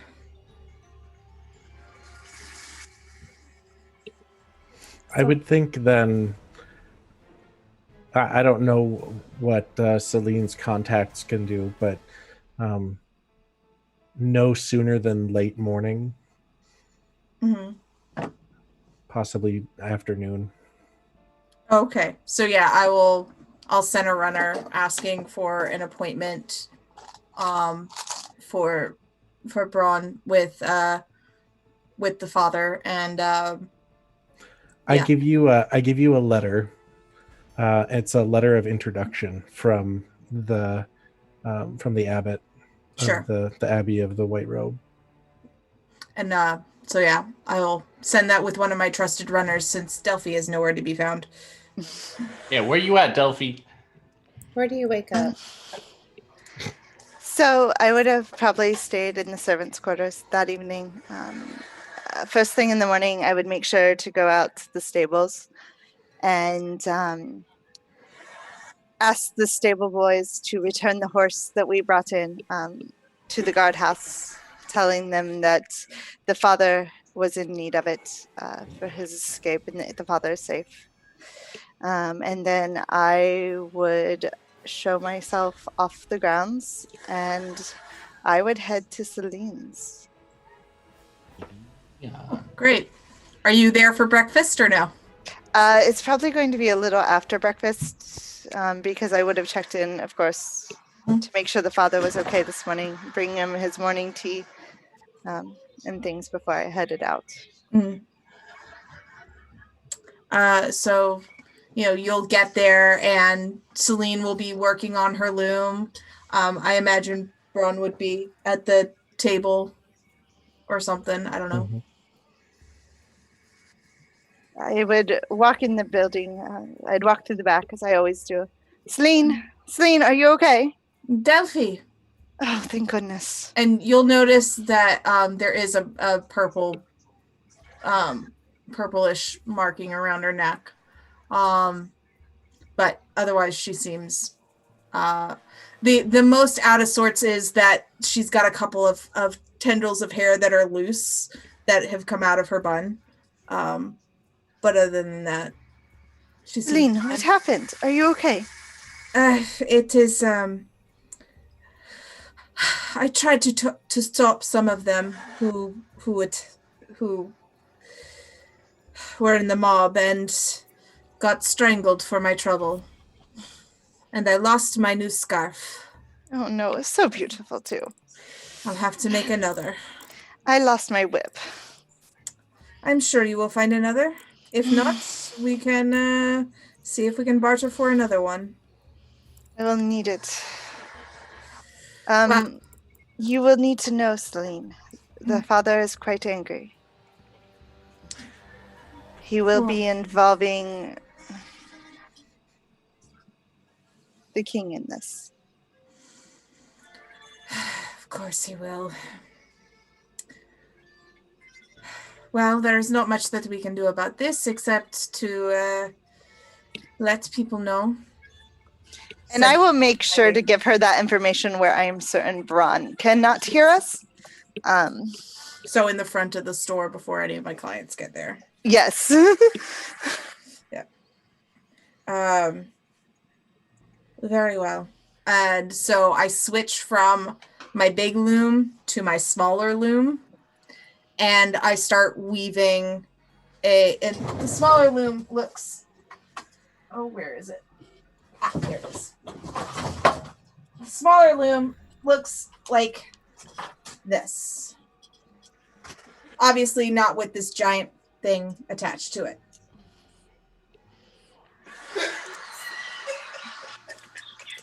And so she'd start weaving in a specific pattern on the loom, and just keep going.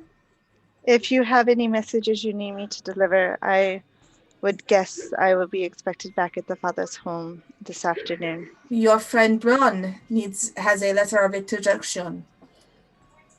Do you wish for me to take it to the father? You might as well. And he is clean and ready to go, I believe. Perhaps you can take him with you. I will need to, and I look at myself, clean up slightly before I leave. May I use your room? Of course. And I will go clean up quickly. Excellent. So yeah, you guys are both clean. So do you take Brone with you when you go to deliver the letter to announce him? Yes, I will ask him to wait just outside the property, and I will go on by myself to give the father time to decide when he wishes to see him, as a sign of respect to the father. Yeah, I'll have him come to the waiting room and wait an appropriate amount of time, probably an hour, before I see him. Definitely. And you are sore this morning. Oh, yeah, I am. Yeah, rocks thrown at you. Oh, yeah, but yeah. Yeah. Bareback horseback riding is rough, you know. It is. Mm-hmm. Whew. Yeah, but an hour passes. This is why don't you describe your waiting room, Father? Yeah. It is just to the left-hand side. It opens up into a garden with several plants that I had brought over from Jerusalem.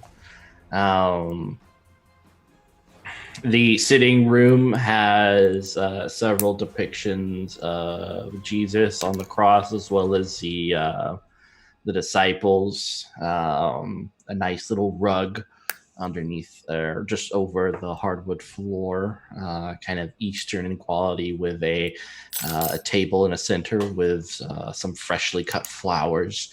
There are a few chairs that are set about, wooden ones, nothing too comfy. And yeah, nice chandelier right above it.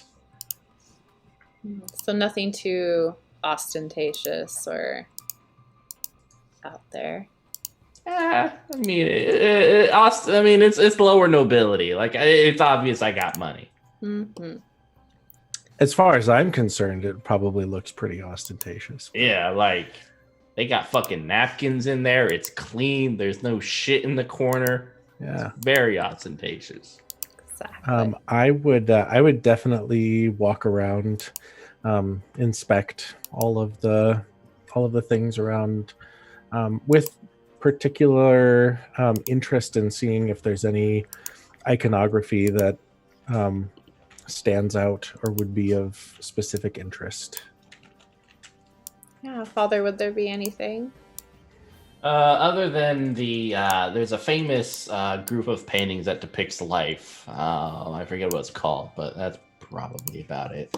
It's one of his most treasured possessions. Ooh, in the waiting room. Mm-hmm. Yeah. I gotta show off. It's true. How else do they know I'm better than them if we do not show off? Exactly. So, Father, you wait an hour before finally coming to greet Brom. Brom, what are you doing as the father comes into the room? I think at this point I've sat back down.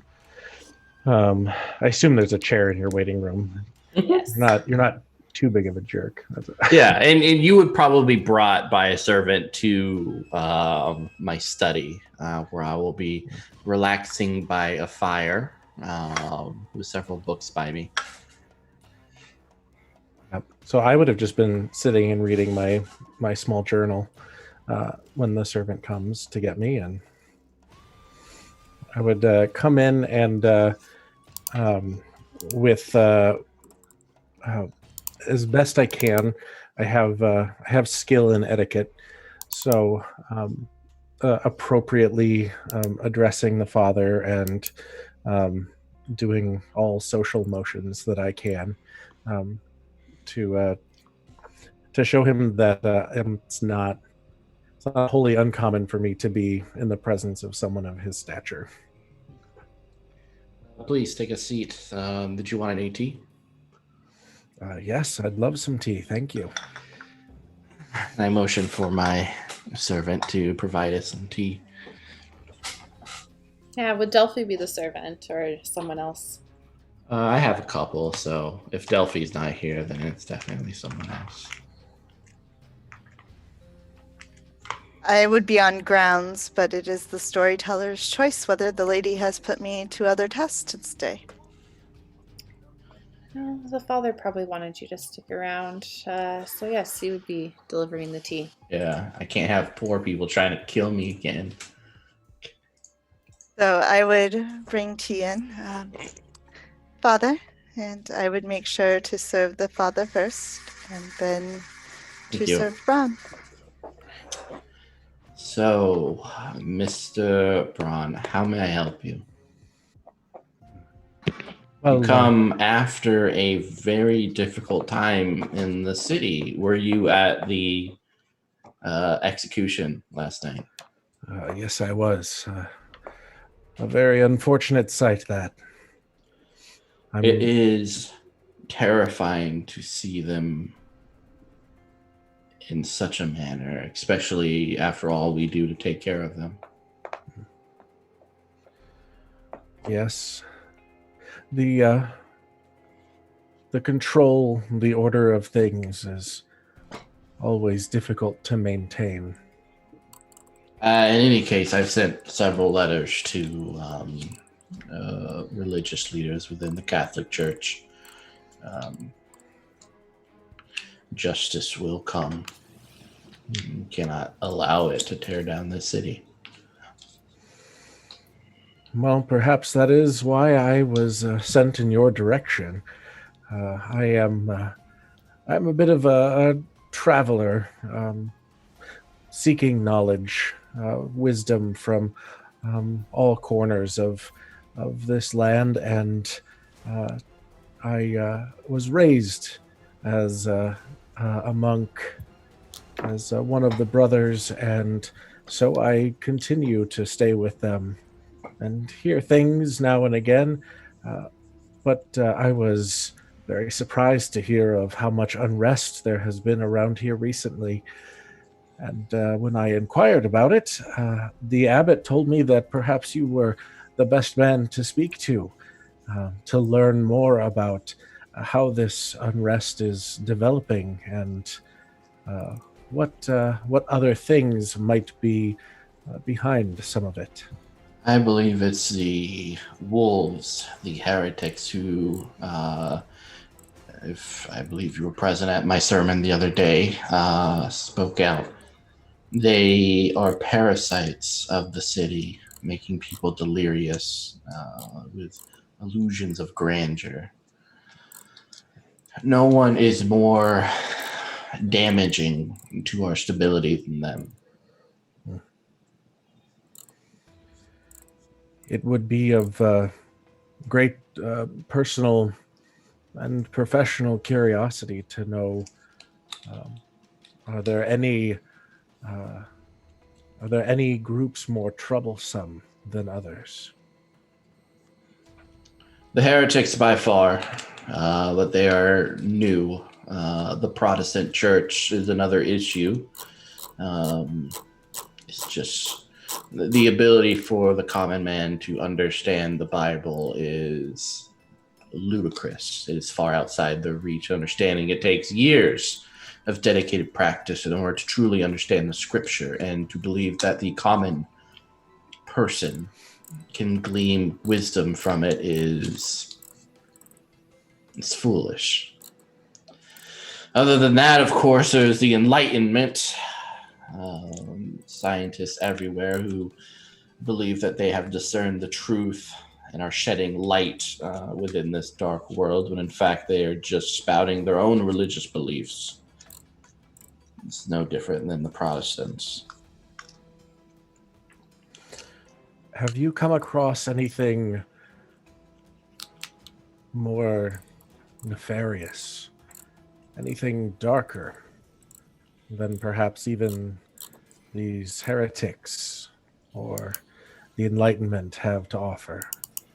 No demonic entities nor acts of Satan have been present in this city that I've seen, except those committed by man, which is just sin in abundance. Do you have much experience with the demonic dark forces, Father? What the scripture provides. I pray I never have to come to that battle, but if it does come, I will be ready. Well, as I tell everyone with whom I speak about such things, may you always be discerning of what is good and what is evil. We never know when that darkness can surface, when the unseen becomes overwhelming because we chose to be blind to its presence. Of course, I dedicate my life to the church. That's all I know. Well, Father, I will be in town for some time more. I am one who loves the scholarly learning, philosophies, and speaking of the truths that you have studied for so long. Perhaps I may join you again at some point and we can discuss some of these things, perhaps sharpen one another. Of course. Greatly appreciate it. It's been a long time since Man of the Cloth has been by here. It must be difficult to feel secluded from your brothers. It is. And recently, I think it shows how vulnerable we can be. It is my hope that the Catholic Church will send more to this area, if anything, to silence the recent Protestant movement as well as the heretics involved in the city. Well, while I do not call any one abbey my home, while I am not aligned with the Benedictines or the Cistercians, if there is any way that I can be of service to you and your church, please do not hesitate to ask. Of course. We should have dinner sometime. I will send someone. Where are you staying at? Well, normally I would be at the Abbey of the White Cloaks, but one of your parishioners, Miss Celine, she has graciously offered me a bed, especially since, as you can see, getting around is a bit of a chore for me. Well, I will send someone to tell you when we will have dinner. And you will meet my family and we shall exchange wits. It would be a great honor, Father. Thank you. Of course. Is there anything else? I have many more letters to take care of today, as well as house estates matters to deal. Oh, there is nothing more right now. Thank you so much for your time. Of course. Then he'll get up and shake your hand. We're leaving. Yeah, you'll notice as you shake his hand, a little bit of dirt beneath his nails. Really the only sign sort of portraying that might be a little bit lesser. But I'll that's all. wash my hands. Bottle of hand sanitizer on his desk. I'm like, sick social distancing mother. And I'm like, You shook his hand. well, I didn't know he was dirty. Yeah, so as you sort of shuffle the papers on your desk, a pamphlet that you had been tossed down there, you receive so much, catches your eye. It's a caricature of a man with a crown on his head, bearing some semblance to the king, in a number of sort of different comical environments and situations, Whoa. Is this making fun of our current king? It is. Oh my God. Goes right in the fire. Right in the fire. Right now. Just, I don't know who. I'm like, who brought me my mail? Probably Delphine. Oh, I like her. But yeah, Delphi, you would have noticed a bunch of these pamphlets. You had only brought one, but he received a lot of strange mail today from various people, and not all of them nice. Some of them probably looking like they were written and shit or smelling that way. So most of them I would have taken and shown to his guards so that they were aware. And then with the lady of the house's permission, I would have returned to the father's study later that day with some tea and possibly bread to inform him of the mail itself. This is troubling. Excellent. The city is getting out of control. This cannot happen. Well, Father, I gave most of the mail to your guards, so they are aware. I'm trying to look after these people, and they continue to head off like pigs into the river. This will only end in bloodshed and the likes of which they've never seen.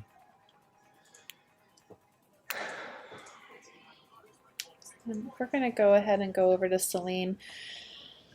Celine, there's a knock on your door, and a sort of rat-a-tat pattern that you recognize as one of your contacts.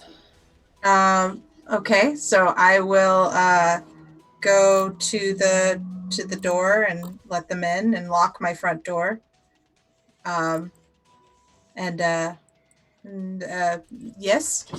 It's the man who sort of you recognize from last night. Jacques, you look him over and there's bruises. You could see dried blood on his forehead, his clothes torn. Doesn't look like he had time to go home to clean up at all. But he seems excited as he talks to you. Well, what news?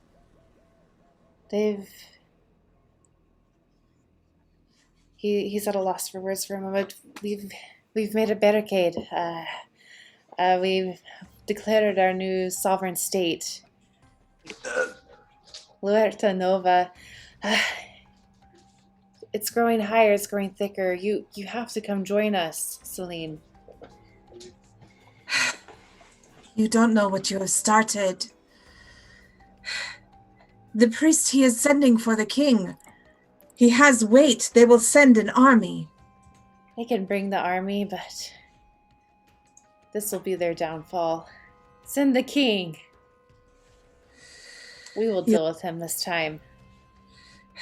Your madness will be the end of you.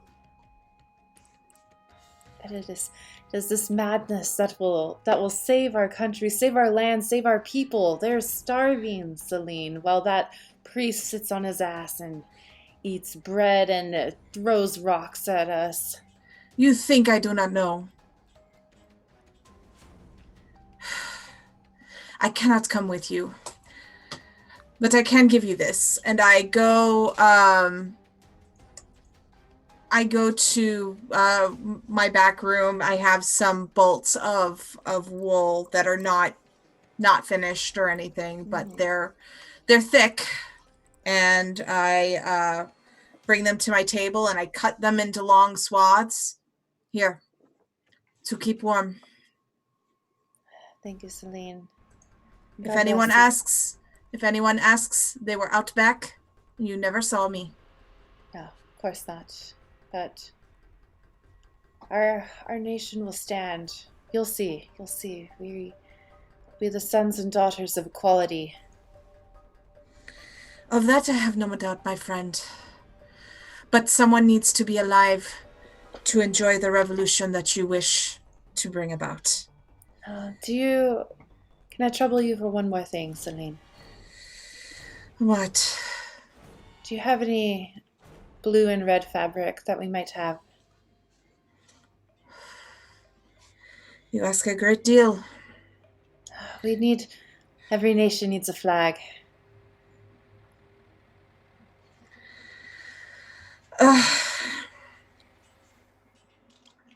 Red I cannot get you.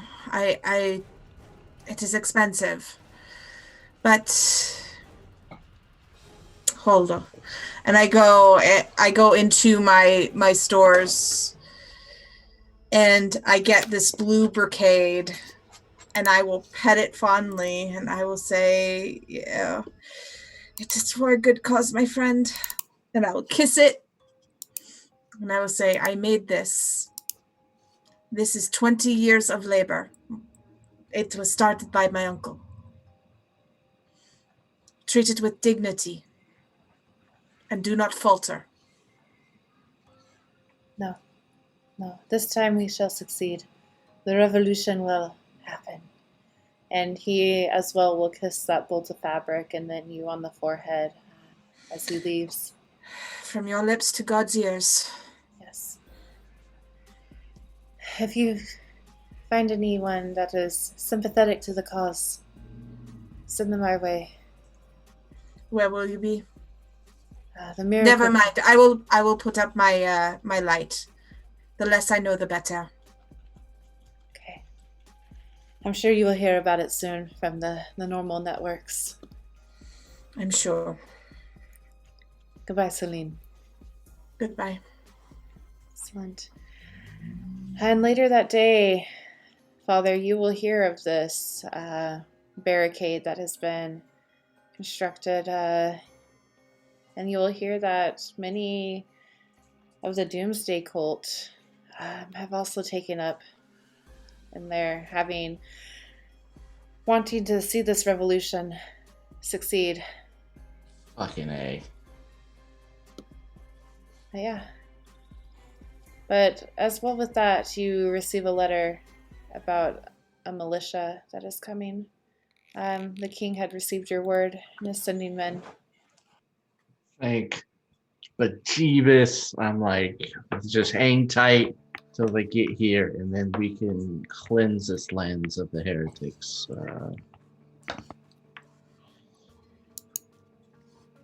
But yeah, it's going to be a difficult thing. We're going to go ahead and end here tonight. This has been our first episode of Lex Occultum. I hope everybody enjoyed. We're going to hopefully get more into the occult and spookiness, but got to get through some awesome French history. I'm Sam. I've been your storyteller tonight. You could catch me every other Tuesday here running Relics. We have on Sunday Age of Ashes, and going backwards in time Wednesday with Mitch with Legend of the Five Rings. So why don't we go ahead and do our outros. I'm just really excited to be starting this campaign, and it's going to be glorious. Okay, go ahead, Ashley, take it away. I'm Ashley. I played Delphine this evening. It was quite enjoyable, and I'm looking forward to seeing how all this will play out. Me too. All right, Spence. Hi, I'm Spence. I live here, and I've been playing Celine. You can find me here on Sundays for that glorious Age of Ashes campaign where my dead character just came back from the dead. So there's that. You can also catch me on my channel, which is twitch.tv/Resident Moon. And yeah, look forward to me making all sorts of stuff during this particular show because it's in character. Excellent. The Paul? world's burning. The world's burning. I'm making stuff, okay? I'm Paul. I've been your Brone for the evening, and yeah, I'm gonna have some fun with this. I'm excited to see where we can go. Excellent. And last but not least, Mitchell. I'm Mitchell, penny for a tell, your irreverent preacher man, dealing out the pain. You can find me at Penny for a Tale anywhere on the social medias. Flames of Freedom, which is all about the Revolutionary War, is currently on Kickstarter, and I'm doing art direction for that. So that, make sure to back that if you are into revolutionary stuff and the occult.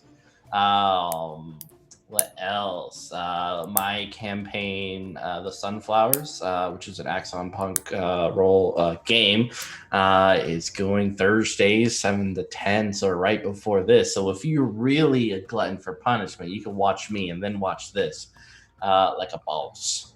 But yeah, that's me. Excellent. And along with that campaign, Mitch, it is on Encounter Roleplay starting next week, right? Flames of Freedom? I think so. No, November. Is it November? Apologize. Yes, we'll put the correct time in the show notes. Guess what? Next week is November. That's some bullshit. I don't like this. I don't like this. Welcome to 2020. Also, don't forget to vote. Yes. Don't forget to don't forget to like and subscribe. God.